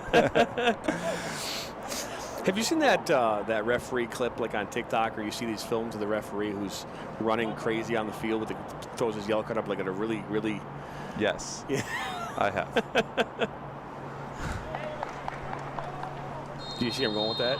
I did. Okay, fair enough. This ball is sky high. This ball will be knocked back to Reed. Counters on if they got it, if they want it. 4-on-1, and automatically opportunity for Queensboro substitute. He goes, misses it just wide. That was number 17, Mamadou Ba. It was a 4-on-1 opportunity, Steve. I can't think of the last time I saw a 4-on-1. Yeah, the ball got caught up in the feet of the attacker. Opportunity gone to waste there as Queensboro would have loved to find that fourth goal and relieve some pressure on this game, is keeping Beaman into this game and keeping their hopes alive with this being still a 2-goal game. There's Gomez looking for Penagos. He's got Gooden right at the top of the 6. Scars far post. I believe that was Poku that went up. And now Win. Win! Goal! Now they're within 1 here in the 65th minute. We got a game, Steve. Like we said, don't count this Beaman United team out. That's another substitute goal as Alan Wynn collects the ball on the backside of the 6, shows some patience, shows some composure. allows that ball to settle at his feet, and he makes no mistake about it, beating the goalkeeper, Paul Rodriguez. And this game is now 3-2, with just under 30 minutes to go. And like we said, John, if Beaman could find that first one, and they could possibly find a second, we've got a game on, and that's where we stand here. 1-goal game with 25 minutes to go. Couldn't ask for more than this. Queensboro has been on their heels for most of this second half. They had that opportunity with Mamadou Ba just before that goal, where that could have taken some of the steam out of this offense, as this ball goes to Seth Poku. Poku puts it across, wins right there, gets a touch on it. Now Diarra looks to bring this up for Queensboro. We talk about how important, how vital those chances are, as Queensboro had a chance to get that fourth goal. We talked about it was a 4-on-1, something you just don't see, but an opportunity gone to waste, and now it's a 1-goal game. There's Willis. Badai is right there. Knocked out wide to Fernandez. Fernandez, left-footed shot right to the arms of Alex Rodriguez. Not too difficult there, but some good work from Queensboro. Try to relieve some of the pressure. They've got to find a way to possess the ball a little bit more, force Beaman United to have to defend, because right now everything's going Beaman United's way. Queensboro can sense the game is slipping away from them. Ball's then cleared out. Now play. Now they're at that point in this game where you've just conceded 2 goals. You know you had a 3-goal lead. Now every pass becomes a little more nervy, John, knowing that one mistake can lead to that tying goal. Exactly where Beaman United wants them. Feeling like, hey, we got ourselves back in this game with an opportunity here to try to tie this up. Good ball to Penegos. Down by the end line. Cuts it back, and then Diarra cleared out. The belief and momentum is all in favor of Beaman United here. Little ball by Gomez, little touch, and that's gonna go in! And we are all tied up here, 3 apiece. I believe it was Seth Poku who ended up getting the touch on it, and just like that, 3 unanswered goals from Beaman United, and we have ourselves a 3-3 thriller here in Columbus. My goodness, Gomez puts that one in, and Poku gets a head on it. The Notches just came up 3 apiece. Just when we talked about no lead is safe, and you talked about that strategy for Beaman United, chase 1 goal, chase 1 goal. Well, they've done that 3 consecutive times here in the first 20 minutes plus here in this second half. And this game now finds ourselves knotted up at 3 apiece with everything to play for, and this game just turned on its head, John. Yeah, I mean, if you're a fan of soccer, this is a game you want to watch. I mean, the back and forth play, the first half, what we saw. Beaman came out, they came out flat. They came out, they were nervous. Someone may say in the comments they're nervous. They came out flat, they came out sloppy. Queensboro came out, they were clean, they were crisp, they capitalized on their opportunities. We went into half after that PK in the 40th minute, thinking that, hey, Beaman's got a hill to climb, but if Queensboro can keep coming, this game could be over sooner than later. And they've had their opportunities in this half, Queensboro, to get more goals. But Beaman coming out, that substitute and Gooden, my goodness, Steve, having a fast impact like that, then Wynn stepping in. It's just been Poku we've been doing all season long, scoring goals. So what a great game as we're back underway here. What we talked about too is that even despite conceding that first goal, right before the second goal from Beaman United, Queensboro had that opportunity with a 4v1 and an opportunity to push that back to a 3-goal advantage. They don't. Right on the verge of that, Beaman comes down and makes it 3-2. And instantly now it's a 1-goal game. And then just moments later, continued pressure leads to that game-tying goal, and that's where we sit at 3 goals apiece.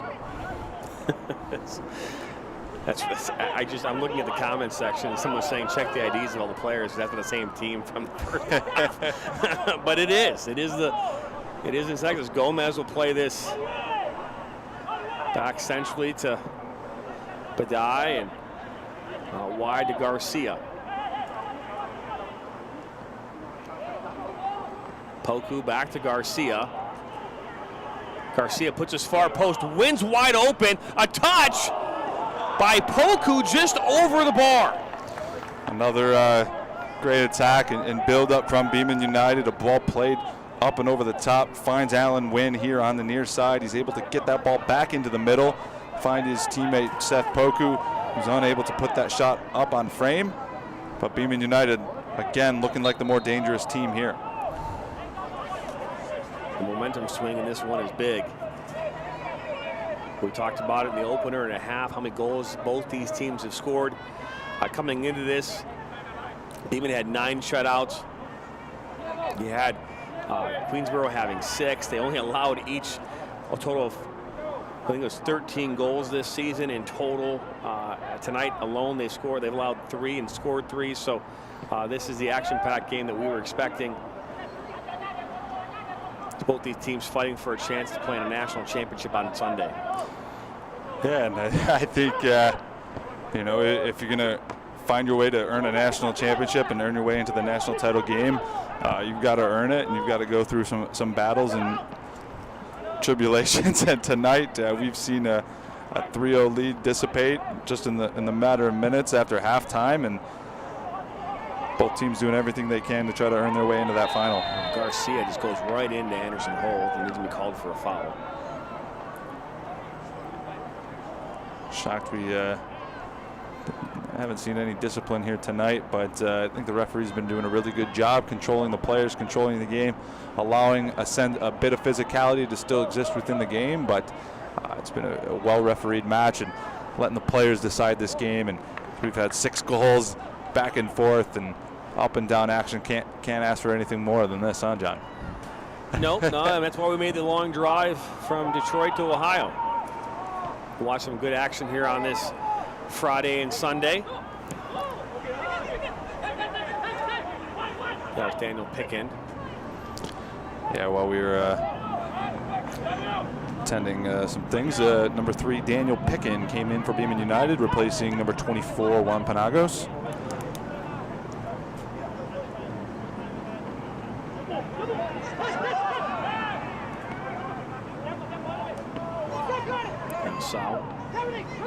Yara.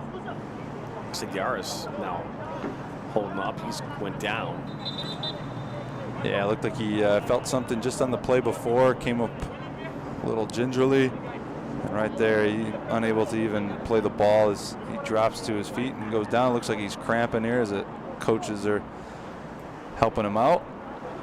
Been there, know that feeling. Never fun. You feel kind of helpless as muscles spaz up, and those cramps can never be fun to deal with. Hope he's okay.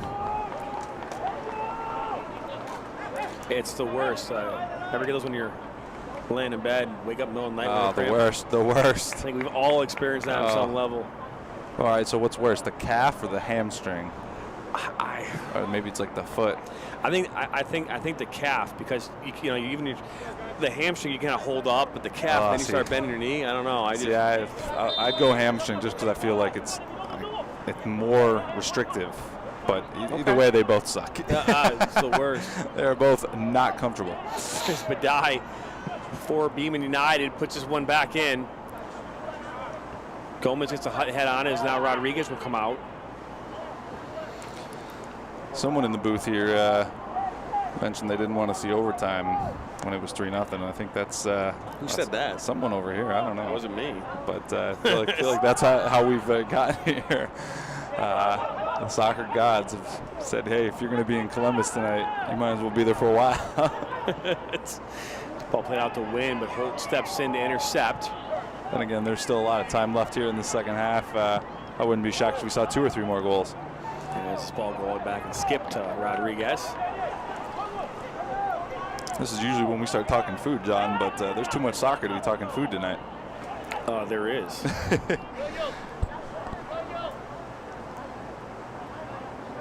Quando Poku finds Garcia. with back heel. This will all the way back to Mondi. Queensboro continues to sit back right now. They're content playing that counterattack still. We've seen it all game long. We saw a 4-1 counterattack already once here tonight. I think the first 4-on-1 I've seen since, well, I think for a very long time. Yeah, not a counter you see often, and it was an opportunity that Queensboro had to potentially seal this game, and instead they let some life into Beaman United. He's here on the attack. Oh, look at Poku. Poku style with a Rodriguez comes up with this save as offsides was called. So again, all for nothing is now we see another Queensboro player going down with cramping. Yeah, we've seen several players drop here, coming up needing some stretching and some cramping. As looks like we're gonna have another substitution. We have two. Looks like, well, I think the number just might be wrong.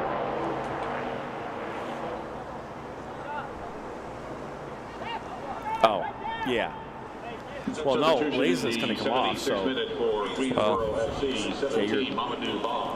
Well, Ba's already out there, so 6 is coming off, which is Hans Leza. Yep. And he will be replaced by number 16, Joel Favard.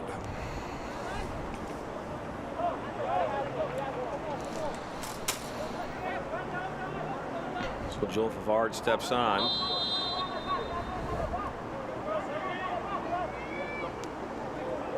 It would seem that Queensboro's legs are weighing heavy on them right now.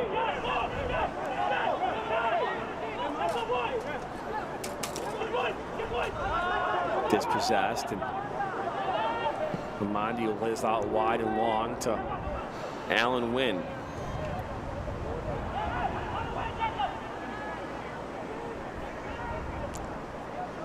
Poku. It's tied up. That's a foul.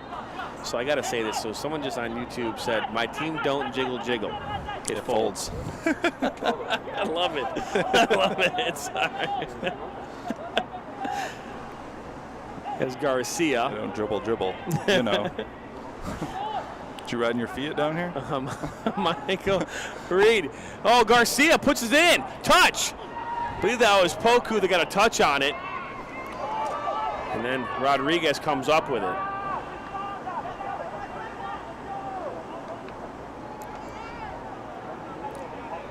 So now Holt will bring this up for Queensboro. Rodriguez clears it up one time. This ball that headed back to Alex Rodriguez.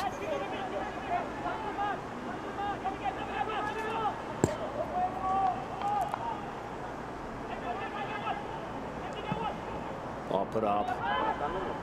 Goes up good and in. Holt wins that battle as it falls to Seth Poku, who knock it back to Anil Garcia.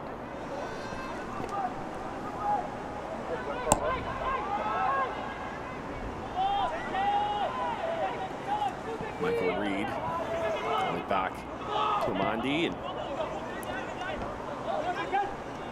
out of touch.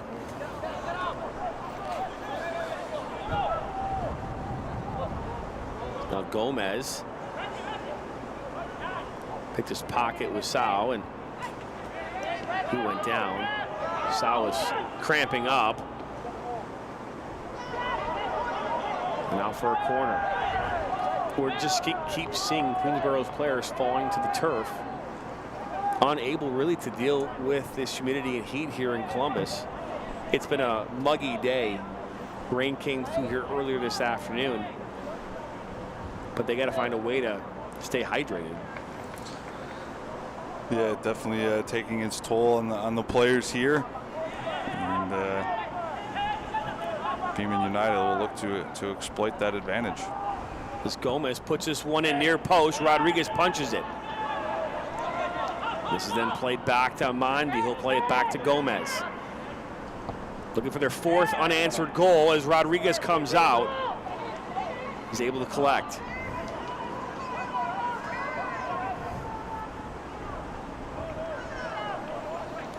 Just over 10 minutes left here in regulation. You know, the comments on YouTube keep going about the 4v1, Steve. I mean, I don't. Nothing about the defense in that 4v1 is what stopped that goal. You know, just missed it. I mean, I mean, looking back at that play, you had it was number 17. It was Mamadou Ba who had the wide open look and just couldn't get it on frame. Yeah, it's an opportunity that you know, going to waste, especially at a crucial time in the game. So we've got a sub here coming on for Queensboro. Looks like number 8. That's going to be for Beaman.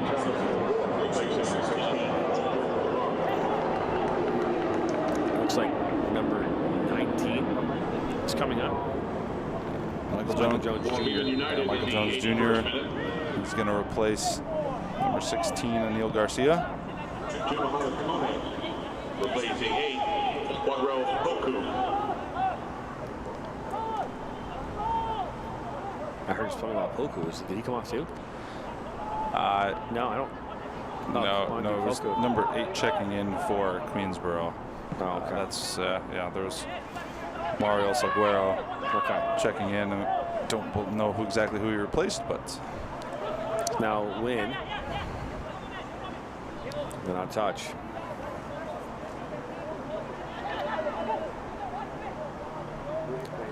Win, and he earns a corner. I believe it was Rashid Willis who came off the field for Queensboro. As I see Rashid getting work done there down on the sideline. Gomez will once again put this in. 83rd minute right now. 7 minutes to go in this one. A 3-3 game. Gomez, this one goes far post. Rodriguez gets a touch on it. Poku goes up. One-time shot. It's going to deflect. Wins right there, and Rodriguez comes up with it. Great opportunity from Beaman United as a shot from distance, and got deflected, knocked around, and the goalkeeper comes up with it. Paul Rodriguez, and he's now down on the field as he either hurt himself or took some contact on that save coming up big there. Might have been a small nick or touch that knocked him up, but he is looks like he's going to be okay as he gets up, and going to have a restart with a drop ball here to the goalkeeper. If you're just joining us, this game was 3-0 in the first half. 3 unanswered goals by Beaman United, if not just up 3 apiece. With just 7 minutes to go here in the semifinal match number 1 of the evening. It is a win or go home match. So if this game is tied here after 90, we will go to 2 15-minute overtime periods. I have to double check, but I believe it's 2 overtime periods in their entirety. No golden goal. It was Gomez looking for good and just too much pace on that as we go back to Rodriguez, who will throw this out wide. And then right away back in the mix. Offsides will be called though. Well, John, I think it's only fitting. The last time you and I called the UPSL match was an overtime thriller that went 7 or 8 rounds and a penalty kick shootout. That being Cedars FC defeating Detroit United in the last UPSL game we called. So only fitting that maybe we make a return to the extra time. That's right.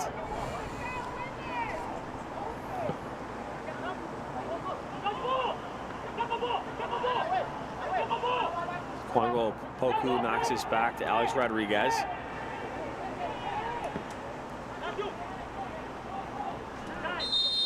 A foul called there.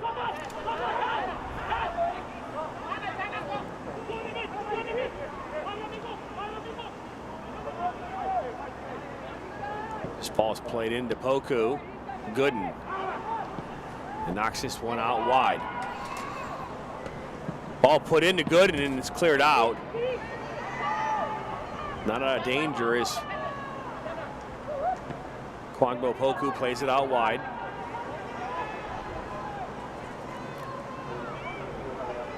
Oh, a good ball into Poku. Poku, saved by Rodriguez. Beaman keeps the pressure on as down goes Wynn. Free kick coming on that far side. It'll be just like a corner kick here for Beaman United. Good job from Alan Wynn there on the far side. Win a free kick for his team. Right before that, though, great save there from Paul Rodriguez to get a hand on it. Keep this thing tied up. Mondi, and that's going to be cleared out for a throw-in.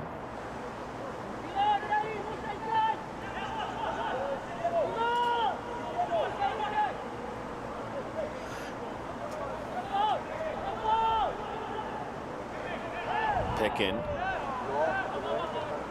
to Win. Gomez back to Win. Good 1v combination play there, and that's going to go out for a corner.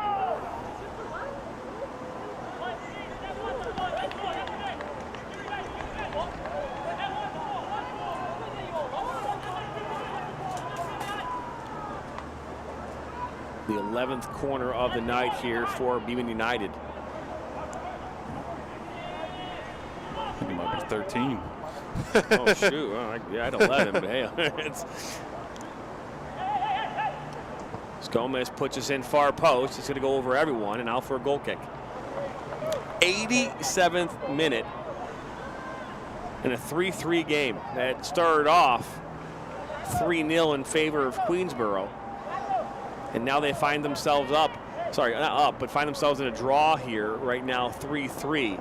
After 3 unanswered goals here in the second half. A goal in the 53rd, 65th, and 68th.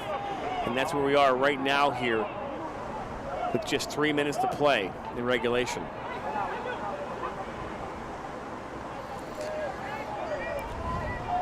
So we can see Paul Rodriguez take his time.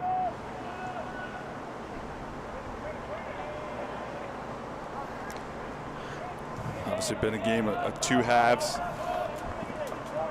First half, Queensboro taking advantage of all the opportunities throughout the half to build a 3-0 lead, but unable to hold defensively here as Beaman United has been the better side in the second half with 3 unanswered goals and looking for more.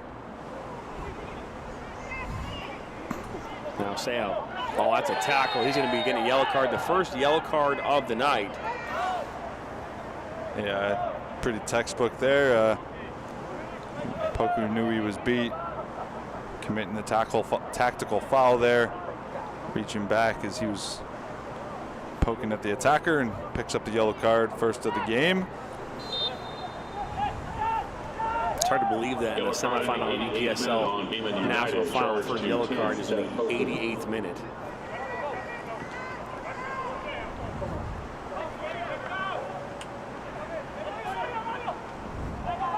Salguero's first touch of the match, and Salguero now Sal.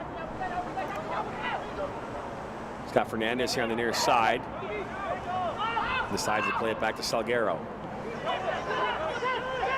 Sale puts us inside, right in the center, right top of the 12, but then cleared out.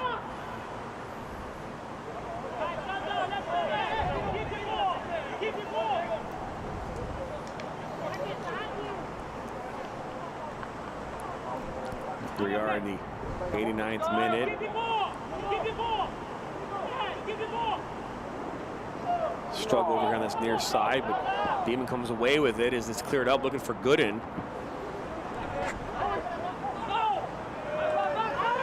Just can't keep it on the pitch. Fanjo. Poku.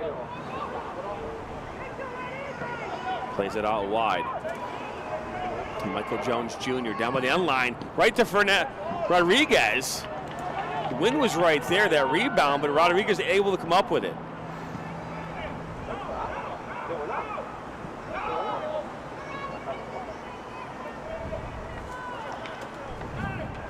No do Ba. And he'll have to be called for the foul. We're going to see a substitute, looks like. for Beaman United in a moment. Not a bad one to be bringing on, too. Number 9, Eric Fernandez, leading goal scorer. Not at all. Sometimes you wonder how he starts the game on the bench, but we're not privy to all the tactical insight from each coach. But looks like Eric Fernandez will come on and replace number 10 Seth Poku, who played a marvelous game today, involved early and often here in the second half, helping his team get back into this game. And he will part ways for, like we said, leading goal scorer. Eric Fernandez leads the team with 14 goals. Plays his college ball at Salem State University, coming on here in the 90th minute with the opportunity to try to find the game-winning go-ahead goal. You see 4 extra minutes here, stoppage time. Foul there on Gomez. Yeah, you're bringing on the number 1 goal scorer, taking off the number 2 goal scorer. Yeah, and Poku just picked up a yellow card. He's playing at a very high level all night tonight. So bringing on those fresh legs in that similar position has to be advantageous for Beaman United.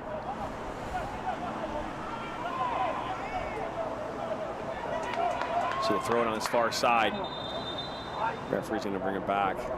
Took away by a couple of extra 12 yards. A couple extra 12. It's 12 yards between friends. Fernandez tries to bring it down, but Michael Jones Jr. gets it. Good combination play, and just can't bring it in.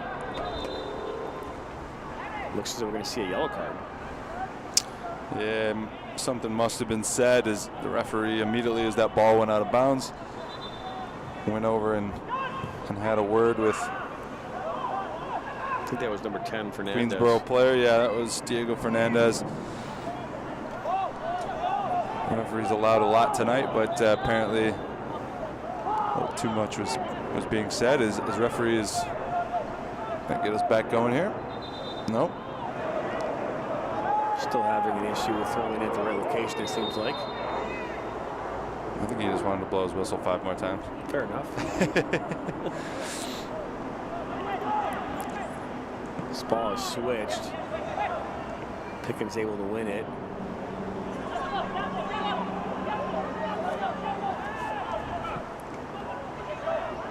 Well, Dara will make it a touch, and it's going to drop.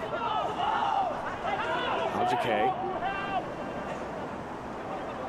And back. Salguero.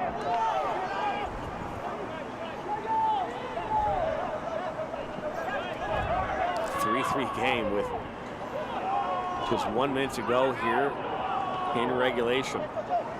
Ball back to Rodriguez. Well, almost slipped and fell there. That would have been a disastrous mistake possibly, but they give it away.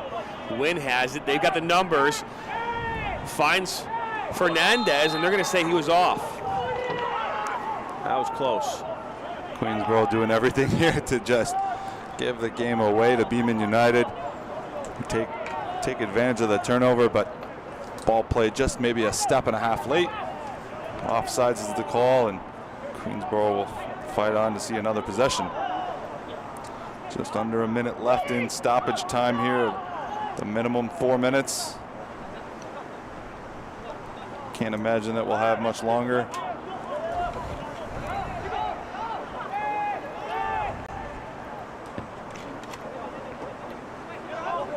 Ball will go on a touch.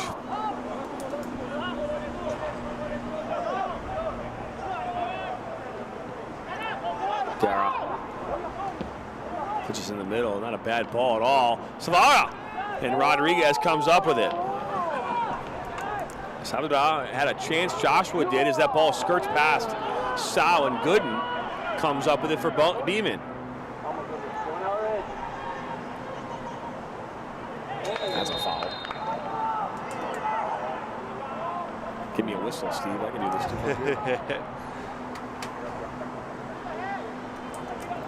Have to imagine this might be the last kick of the game here in regulation.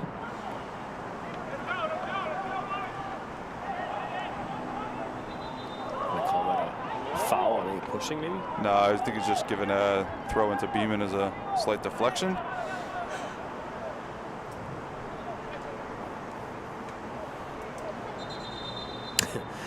Again, a few yards back.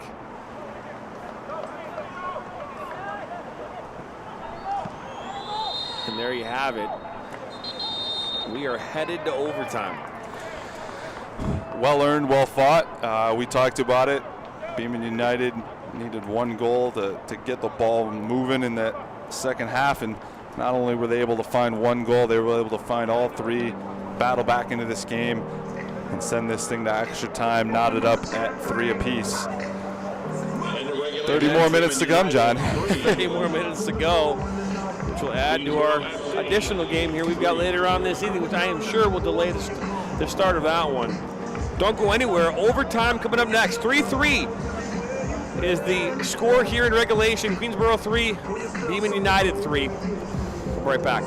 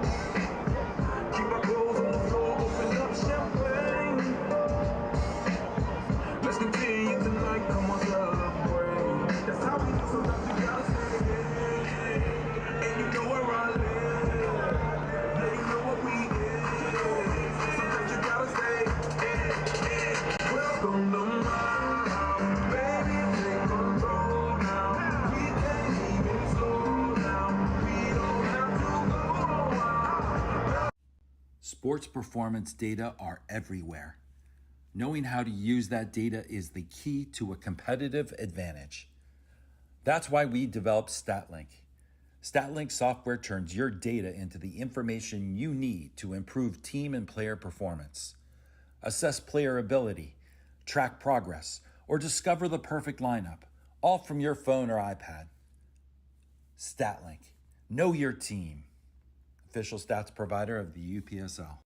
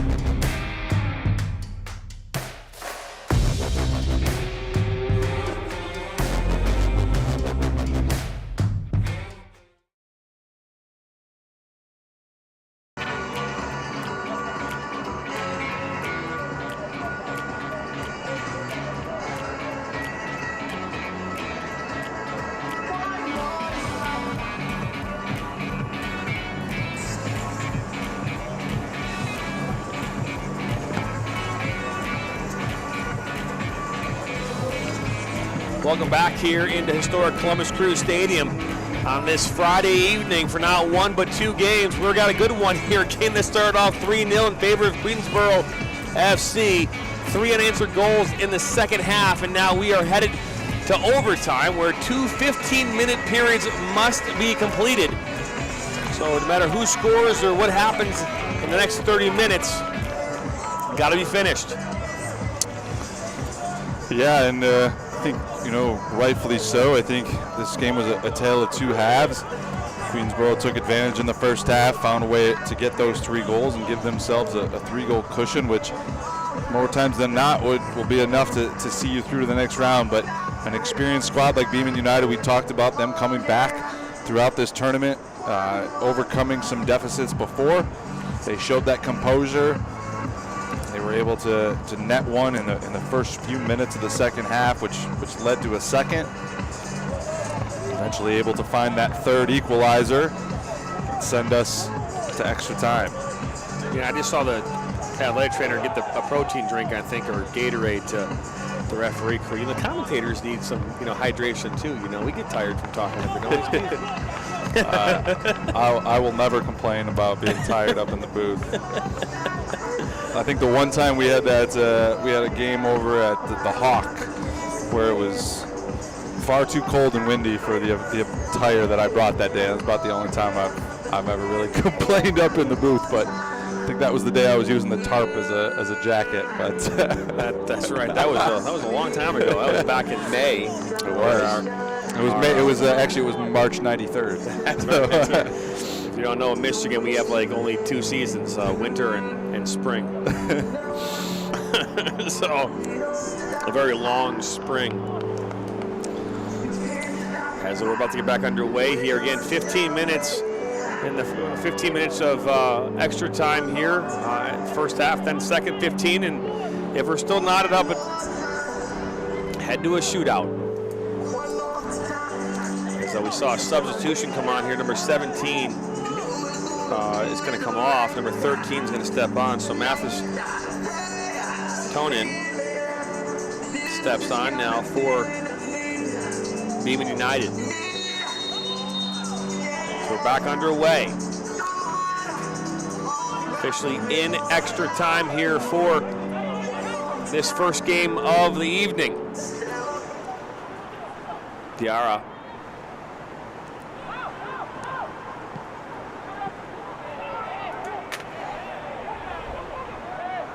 Now Beaman wins and out wide. It's a great ball. into Michael Jones Jr. Cuts it inside the 18, down by the end line, top of the 18. There's Poku. As they just knock it out. As we have a player down on the ground.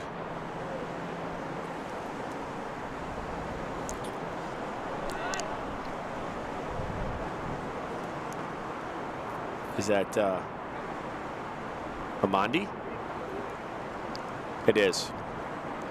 Yeah, it is number Joseph 5. Amandi from Kenya is on the ground. Amandi's been real solid in the back line tonight. After maybe a couple early giveaways and some turnovers, he's shored up that back line and kept Beaman United in this game.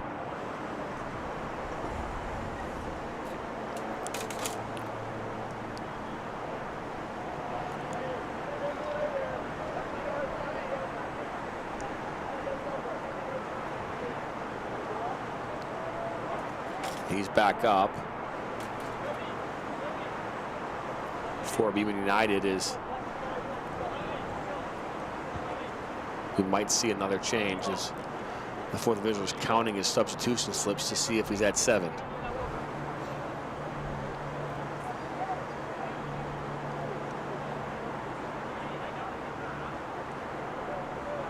Mondi is looking like he's in the stands, getting some rehydration. Turf is the reason for all these injuries, is what we just, well, not in a situation where you have cramping. I mean, I think it's hotter on the turf than you normally would have with grass, but I think it's just, it's a lot of heat. The travel, these guys were all sitting in cars for 9 hours. Yeah, I think there's a lot of factors that go into, especially the types of injuries we've seen here today. Yeah, I think travel and fatigue and the heat, and then also the exertion and energy levels of knowing you're playing in a national semifinal. You know, these players are definitely putting everything into every run, every tackle, and exhausting yourself. Definitely is easier done that way. Sao.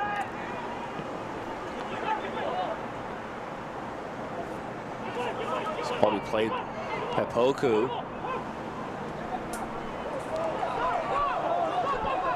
Finds a wide open Gooden. Got a ton of green space in front of him. He's got Gomez right next to him. Fernandez out wide. And this play is to Daniel Pickens on that far side. So drop it back to Wynn. Wynn. Pocket is picked. And now here comes Queensboro. Heavy touch by Diarra. So he went in there hard. Oh, a ball into Fernandez. The leading scorer for Beaman this season, and he's offsides. But that contact between Diarra and number 13, Mateus Tonin, at midfield. The Diarra still slow, kind of. The contact was created by him, though. Yeah, and I think rightfully there from the referee to allow play to continue. Letting these guys battle and decide this out on the pitch for themselves. Now Diarra will get another touch on it. Fernandez was right there. Oh, and that's a dangerous tackle. The referee says all ball. Maybe I got that wrong, as the ball was looking for Seo and all the way back to Rodriguez.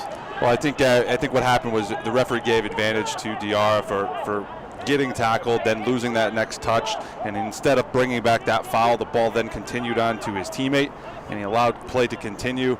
But it was almost two other continuations of play there. The referee was just watching and making sure play could continue. This ball goes back to Paul Rodriguez and thrown out. That's another foul. The fouls now as players get tired and as they exert more, a lot more lazy tackles are gonna happen here in this extra time, as we're already 5 minutes in to this extra period.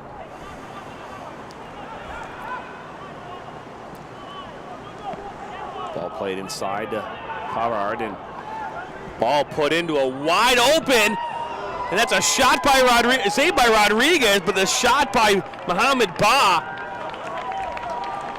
almost finds the back of the net for Queensboro here in the 96th minute. It's now a shot from distance, and that's going to go up and over. That was Salguero putting it up behind the goal there on the stand, the stage there. I'm sure where bands play all their gigs up there on that stage. I can imagine so. The corner kick is coming. It's a deflection on that.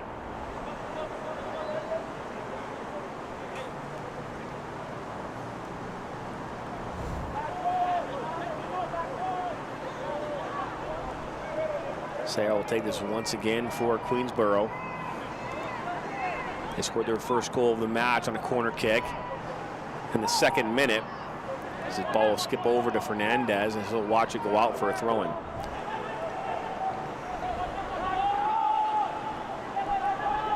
I remember when golden goal was a thing, and I thoroughly enjoyed it as a player. What are your thoughts on it, Steve? We're not doing golden goal in this, but. Well, I think it's most ideal to not have a golden goal. I think, of course, as announcers, you want maybe the game to end, or the referee, you want the game to end. But, I think it allows. Well, good battle right there, as now Wynn has it. Here comes Beaman. Wynn cuts it back, finds Gomez. Wide to Pickens, puts this one in, and Rodriguez drops it, picks it right up. I think the biggest thing, John, is knowing that you're playing the full 30 minutes allows the game to continue to be officiated and called in the same manner that it would throughout the game. Knowing that if a penalty kick is called, it's not going to be the end of the game. Good, and with a shot, that's going to be deflected and out for a corner. Maybe a deciding goal, but it's not going to end on it, and there won't be that hesitation from maybe potentially referee making a decision like that, knowing that it wouldn't be the end-all be-all of the game as there's still time left. I just think it does offer both teams the opportunity that you can still have a mistake and still find a way to battle back and overcome that despite being in the extra time. That's why I asked the question. I'm not saying I'm in favor of it. I said I liked it as a player when I played in, as high school soccer many years ago, but different game as this ball is played in from Gomez. It's up in the air. Rodriguez comes away with it. He's being shattered as he's going to punt the ball. Center referee Mauro Gonzalez didn't seem bothered by that at all.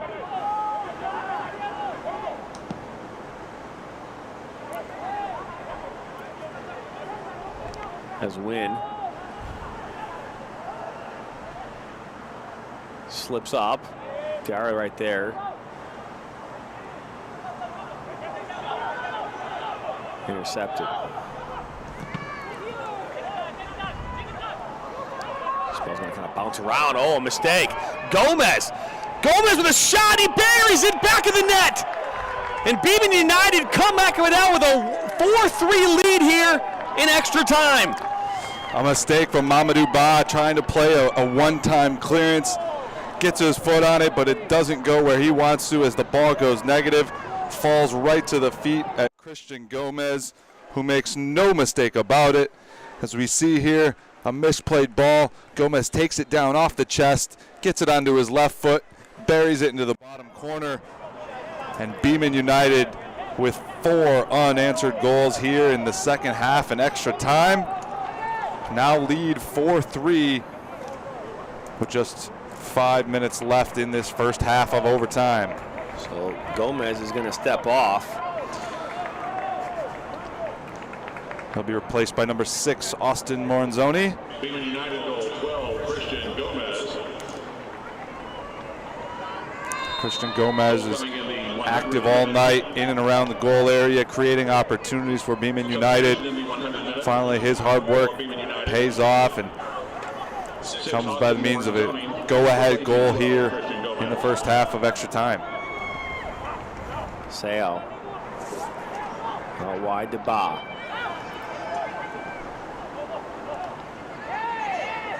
Ba goes down. Renzo. He's got lots of green space. Finds Gooden. Gooden right to Renzo again. Rodriguez gets a touch on it, and then Gooden deflects out for a goal kick.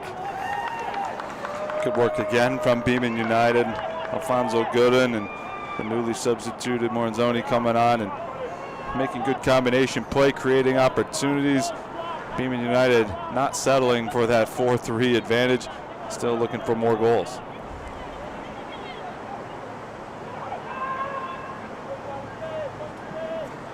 Ball played. All the way back. Moranzoni back to Rodriguez, and he clears it out.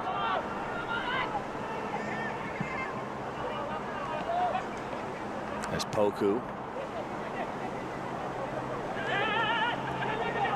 Boy, Say almost gets by the day.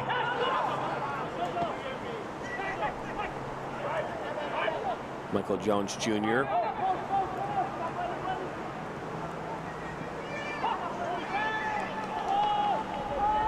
All the way back now to the back line of Beaman United. They've kind of slowed their possession down a little bit, looking to get forward. Oh, good move by Michael Jones Jr. He's going to go down, and it's going to be a foul called here about 30 yards or so from goal. Really the first dangerous free kick opportunity in this game coming now here in the 112th minute.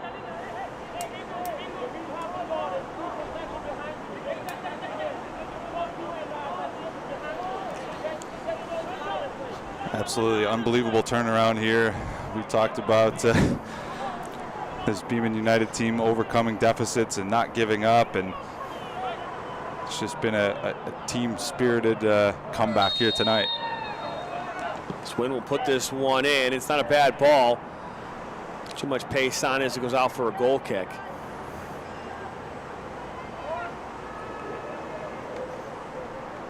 I think part of our job as commentators, as we see another sub coming on now for Queensboro, is to talk about the situations that we see in front of us. You know, a lot of these leagues, and again, many years ago, you know, there's lots of different things about the golden goal and completing a full overtime period. As we saw number 18 stepping on now, which is Thomas O'Rourke for Queensboro. This ball is intended there for Fernandez, as a foul was just called on Eric Fernandez from Beaman.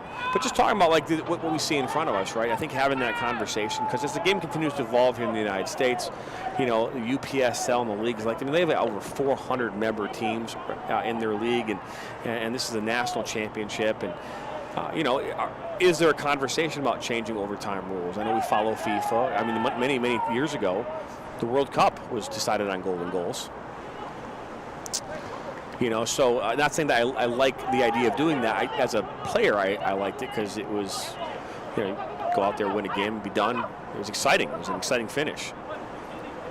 But you know, once again, you know, the rules are the rules, and in this competition, it's you're playing the full 30, which gives both teams a chance to win. But thinking about the epic finish of scoring a goal in a sudden death situation, this ball is played to Fernandez for Beaman United.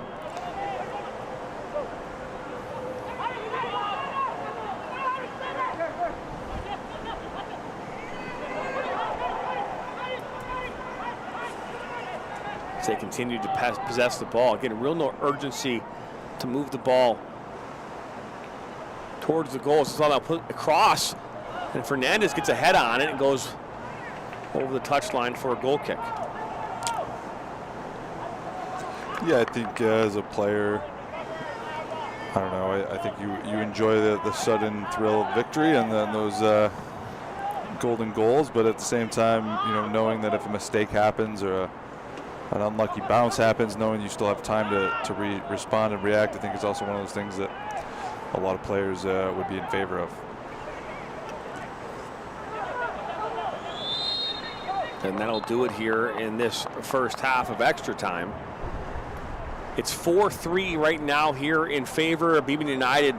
The goal coming in the 99th minute off the foot of Christian Gomez, the defensive miscue from Queensboro FC. 4 unanswered goals as we now get ready to head to overtime number 2.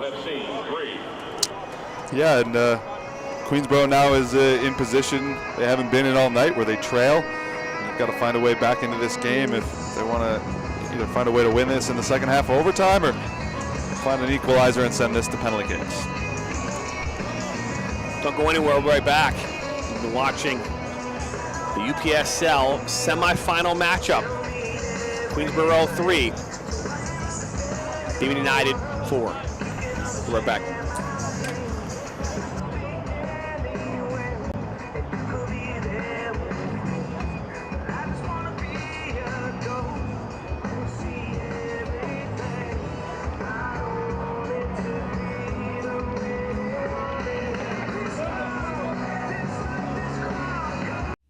Sports performance data are everywhere. Knowing how to use that data is the key to a competitive advantage. That's why we developed StatLink. StatLink software turns your data into the information you need to improve team and player performance, assess player ability, track progress, or discover the perfect lineup, all from your phone or iPad. StatLink. Know your team. Official stats provider of the UPSL.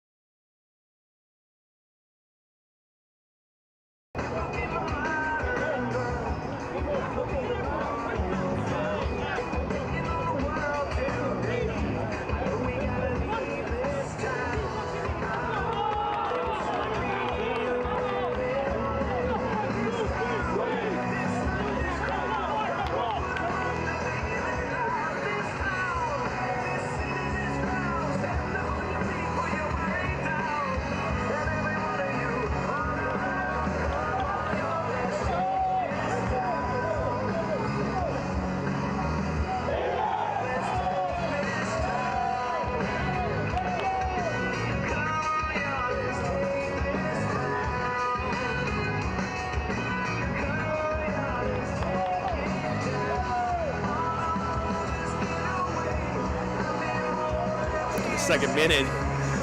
In the 15th and the 40th, Queensboro FC are up 3-0 at the half. And here in the second half, in the 53rd, 65th, and 68th, United notched it up 3 apiece. And then the 99th minute, got ahead here with a 1-goal lead, 4-3 off the foot of Christian Gomez, and that's where things stand right now.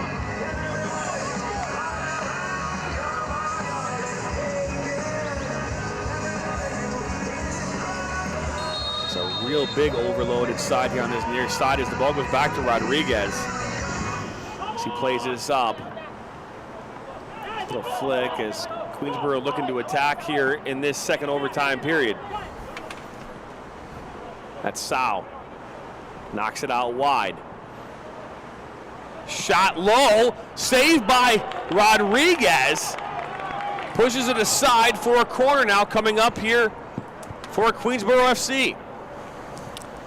Great opportunity from Queensboro and a good response to start off this second half. I believe that was Thomas O'Rourke with the shot, forcing Alex Rodriguez to have to come up with a big save and puts it out for a corner kick.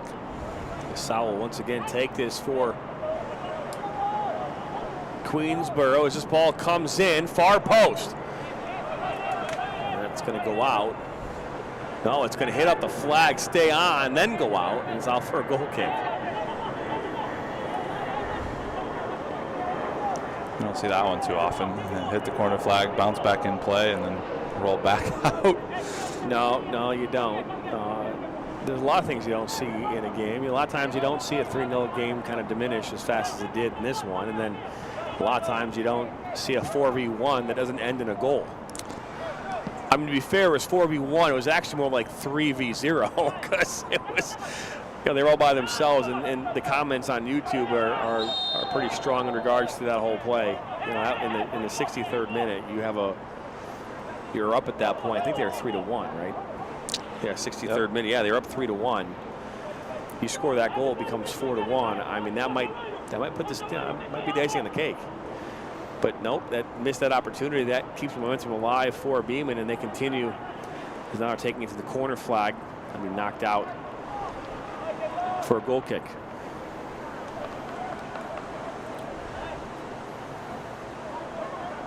I mean, we could talk about it all day long. Beaman came out really flat in this one to start this game, and Queensboro capitalized, but then they came alive. They outpossessed Queensboro 54% to 46. This ball's played in, looking there for Poku. Rodriguez comes up with it. I mean, you're up 3-0. That's a game you probably win, Steve. Probably 95% of the time, if not more. Diarra cuts it back, still has it, keeps fighting. He finally poked away, but got off Ba's head, and now this ball will be switched to the far side of the field.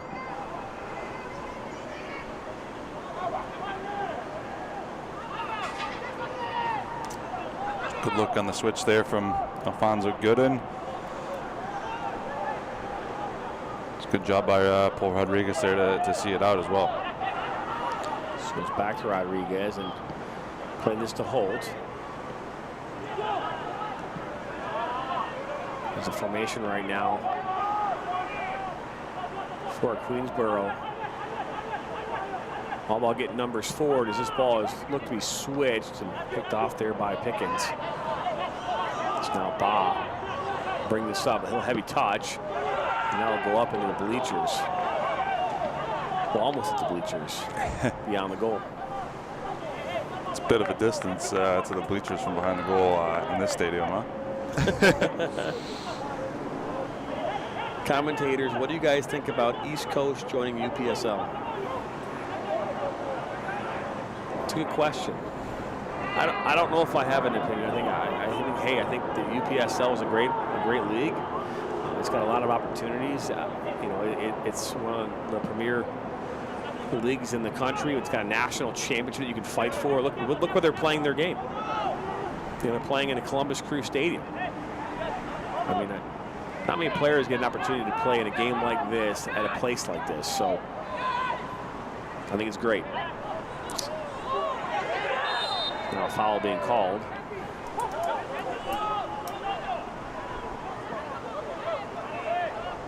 The 119th minute.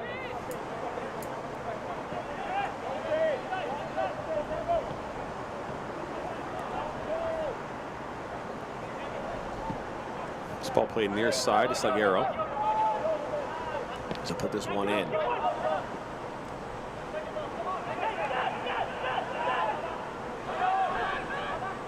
Beaman United's Poku is looking to get this up and finds Gooden.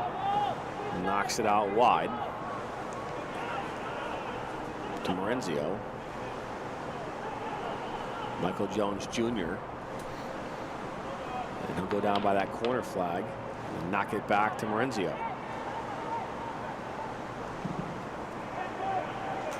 Morenzio keeps going and he's going to be taken down, but the referee says keep playing. Went down too easy there.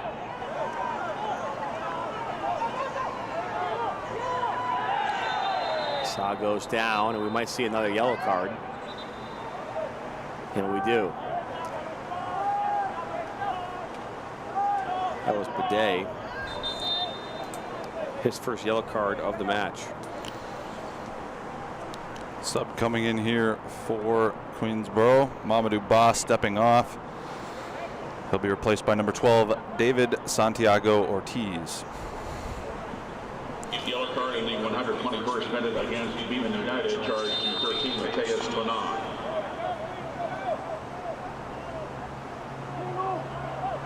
Seo.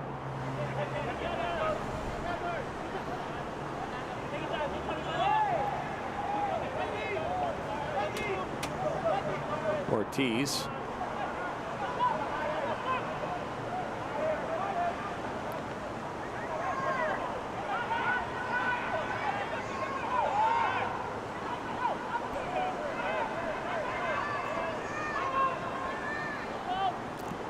Good patience there from Gooden, just to hold the ball up, let his teammates join, kill some more precious seconds off that clock.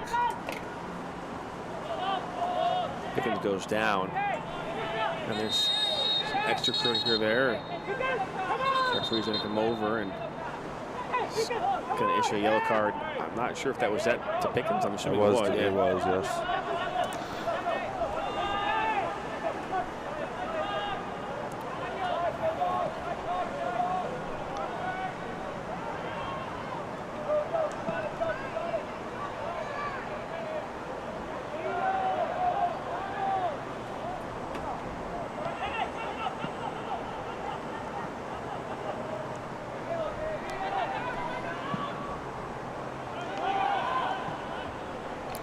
Much time left here, just under 8 minutes to go.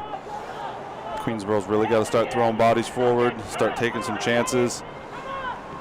Only going to get a few more opportunities and got to find a way to get one if there's going to be any life left to send this game to kicks. Yellow card in the 122nd minute on Beaman United, charged to 3, Daniel Pickman. Ball played out wide here.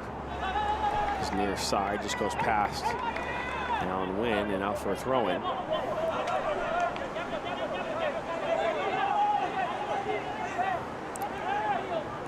Ortiz. Salguero. Now Sao.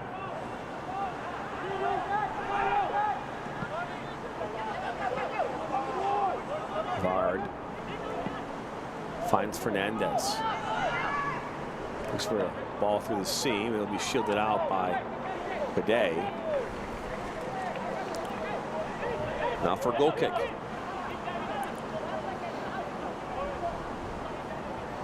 Referee making sure here Beaman United's not going to take too much extra time. Just making sure the pace of play stays up and won't have to deal with much the rest of the way if you can enforce it now. I don't know if I want to have a day taking that kick now, because if he delays, he's on a yellow card right now. You know, the referee will not hesitate to give him a yellow card if he's delaying the game. So you might want to have another player, you know, take it. Yeah, I mean, I think it's a position that It's really going to have to be a lot for the referee to give a second yellow on a delay of game. Definitely can be done. Definitely wouldn't put it past, you know, the opportunity if it's there. Sometimes it can happen, but I'm not sure. I'm not sure if that's how the referee would want to have to send off a player in extra time for that. I concur. We are here with just about 5 minutes to go in this game. It's been all Beaman United the last 70 minutes or so, Steve. I mean, you know, just to think about what they've been able to accomplish in the second half and in extra time is, oh, a great ball into Ortiz. Ortiz fights off, just misses the near post. It skirts just by the post. The clear best opportunity they've had since the 63rd minute 4v1 opportunity, Steve. What an opportunity from Queensboro. Santiago Ortiz with an opportunity right on the doorstep. I thought he was going to finish it. I was waiting for that ball to trickle into the bottom corner of the net. Ball just goes wide of the post.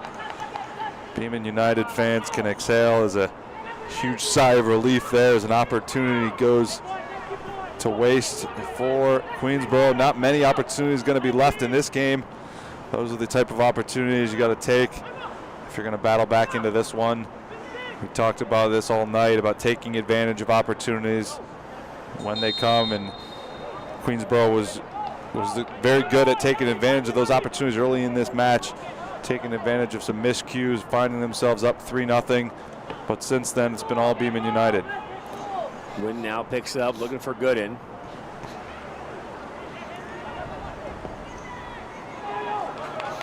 And now here come Queensboro FC. Salguera. Ball going to be switched. Pickens able to intercept and finds Gooden. And cleared out. Queensboro running out of time. Just 3.5 minutes to go here in the second extra time period.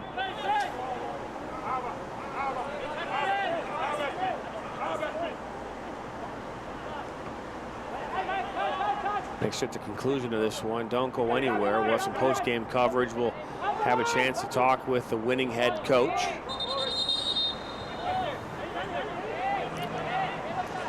He's getting ready to pull his. He pulled his yellow card out. He already had it. I'm gonna avoid from commenting on that, but we'll carry on. Someone a little too card happy, I think, then he thought better of it. Well, I understand you want to move the guy back, and I understand that you've had issues all game of making sure players are putting the ball into play, but also understand this is the end of the game, and players are going to try to delay every second they can. Just manage it with your whistle, manage it with coming in and the fourth official being right there, but there's no reason there to come running in with your yellow card, especially if you're just going to put it back in your pocket. I'm gonna move on because I might say something I shouldn't. It's good, and now we'll take this to the corner flag, and almost a work went right into the back of Gooden's back leg, and a corner kick coming up. But I did say though that you gotta be smart if you're a Beaman United player. Don't put yourself in the position where the referee could pull a card out. You're already on one. So we're gonna play this short, and if you want anyone on that ball right there, it's good. Yeah, a big-bodied player who's shown that he can shield off the ball. A lot of defenders on him.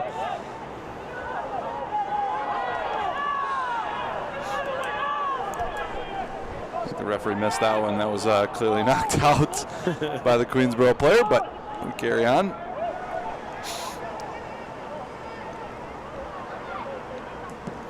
Fernandez looking to step off. Poku brings it down. Pickens.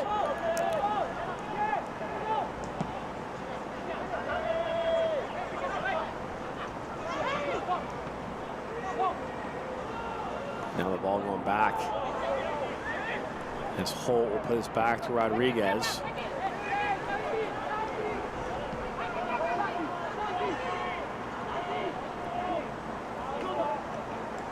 Pavard. And given away. 1 minute to go here, plus any stoppage time in the second extra time period. If things stand as they are right now,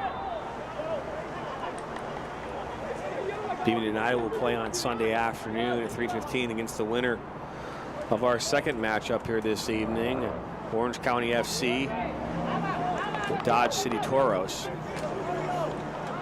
Starting to see a little contingent of some Dodge City Toro fans filling in the stadium here to our near side.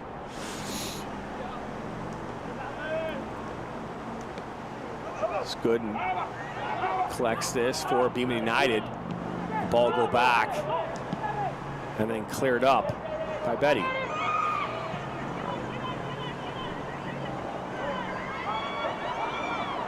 And Fernandez will shift this down by the corner flag. Salguero there for Queensboro. And just finally kicks it out as we are officially in stoppage time. I don't know if we saw anything yet from the fourth official. This is cleared up.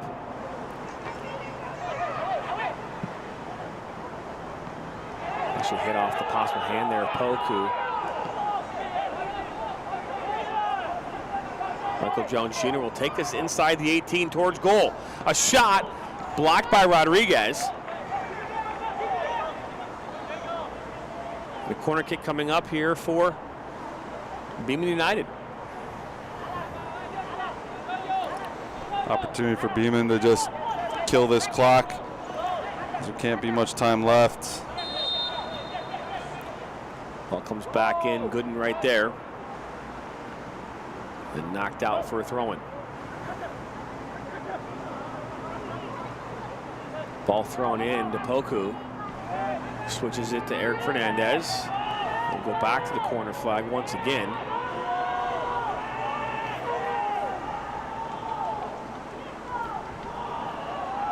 Fernandez was pulled down, but goal kick coming up. Pulled down there by David Santiago Ortiz.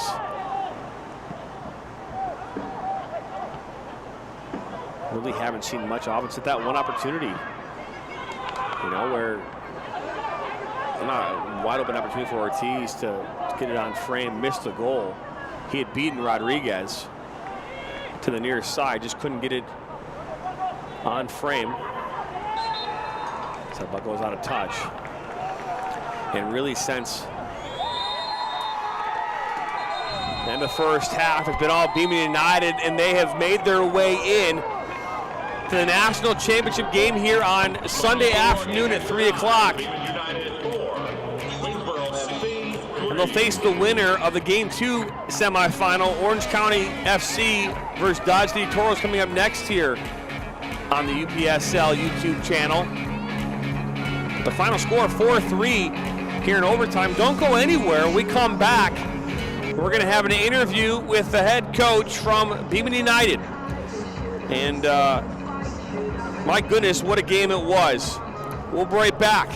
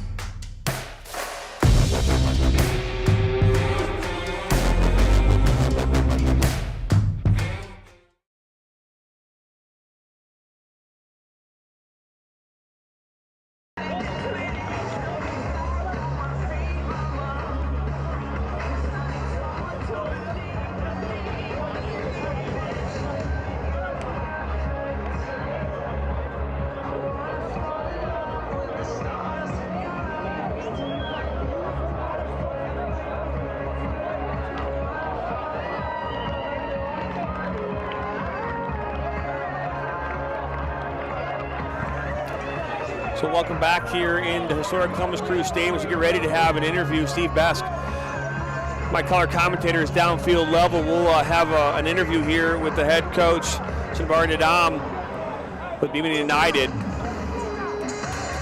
just a few moments. The final score here, 4-3. And we were not disappointed with these two teams and their potent attacks and offense. As I mentioned in the pregame and throughout the broadcast, 72 goals scored in the regular season for Beaman United, 53 for Queensboro FC. Defensively, they had only allowed 13 goals all season apiece. Tonight, both teams allowed 3 goals during regulation, and then the 4th goal coming in extra time. They were just waiting for Nadam to come over. But let's recap the scoring. In the 2nd minute, Musa Diarra, off a beautiful ball from Mingak Sao, put the Queensboro FC up 1-0. In the 15th minute, number 9, Caleb Taylor got on the board after a beautiful ball from Diego Fernandez. Went up 2-0, and then a PK in the 40th. Mingak Sao, and that was where all the scoring ended for Queensboro FC. And then the 53rd minute, the substitute, Alfonso Gooden, comes in and has an immediate impact, scores a goal. And then in the 65th minute, Alan Wynn, a substitute, comes in and gets a goal.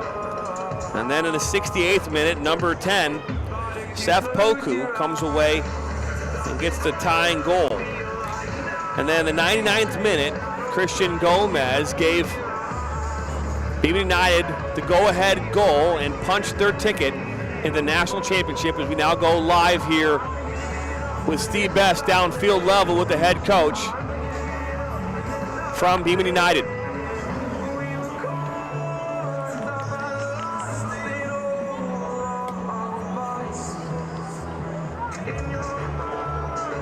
Field by head coach of Beaman United, Gift and Dom.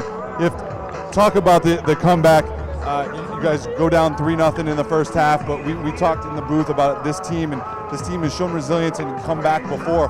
What was the message to the boys in the locker room at halftime to make this comeback? No, we try to just get them to think about what's gone is gone, and there's nothing we can do to change the first half. But if they can score 3 goals in the first, we can score 3 in the second, and then let's take it to overtime and then see what happens from there. But one thing I said was it's imperative that no one looks down and puts their head down. This game is not over. It's only over if we give up. If we keep playing and keep fighting and keep working hard for each other, we're still in this. Just get the first goal and get the second, get the third, and if you guys want to get the 4th or 5th, that's up to you. So. Well, I think we saw that tonight as you guys found a way to keep battling, even though when you went down 1 and 2-0, you guys were still on the attack, still trying to create pressure, and then giving up more goals. But you guys did not stop fighting, and I think that was the message throughout. Talk about what this win means for this club, and looking forward to that final on Sunday. No, I love these guys, man. We joined the league a few months ago, and every team wants to be here, right? Look at this place, look at the stadium. Oh man, what more could you ask for? If this doesn't inspire you to play this beautiful game, I don't know what will, right? But for us, this is an amazing place to be, and we're looking forward to a good finals. Queensboro, great team. Young, exciting to watch. Good forward. They are a fun team to watch. Incredible team. Well, 120 minutes today. Another 90 waiting for you on Sunday. Congratulations again, and all the best on Sunday. Thank you. I love you, Brittany. I love you, baby. Beaman family. I love you guys. All right, John. Back to you. Well, thank you very much, Steve. It was a great game, and we talked about it in the opener and talked about it at halftime that, Beaman United had the attack, had the offense to be able to make this happen. You can't count out a team like Beaman United. But that will do it from us here in the first game of the evening here at historic Columbus Crew Stadium. The final score, 4 for Beaman United, 3 for Queensboro FC. My color commentator, Steve Besk, my partner. My name is Jonathan Turner. From all of us here at the Michigan Soccer Network, we thank you. We'll see you for game number 2 here in just about 45 minutes.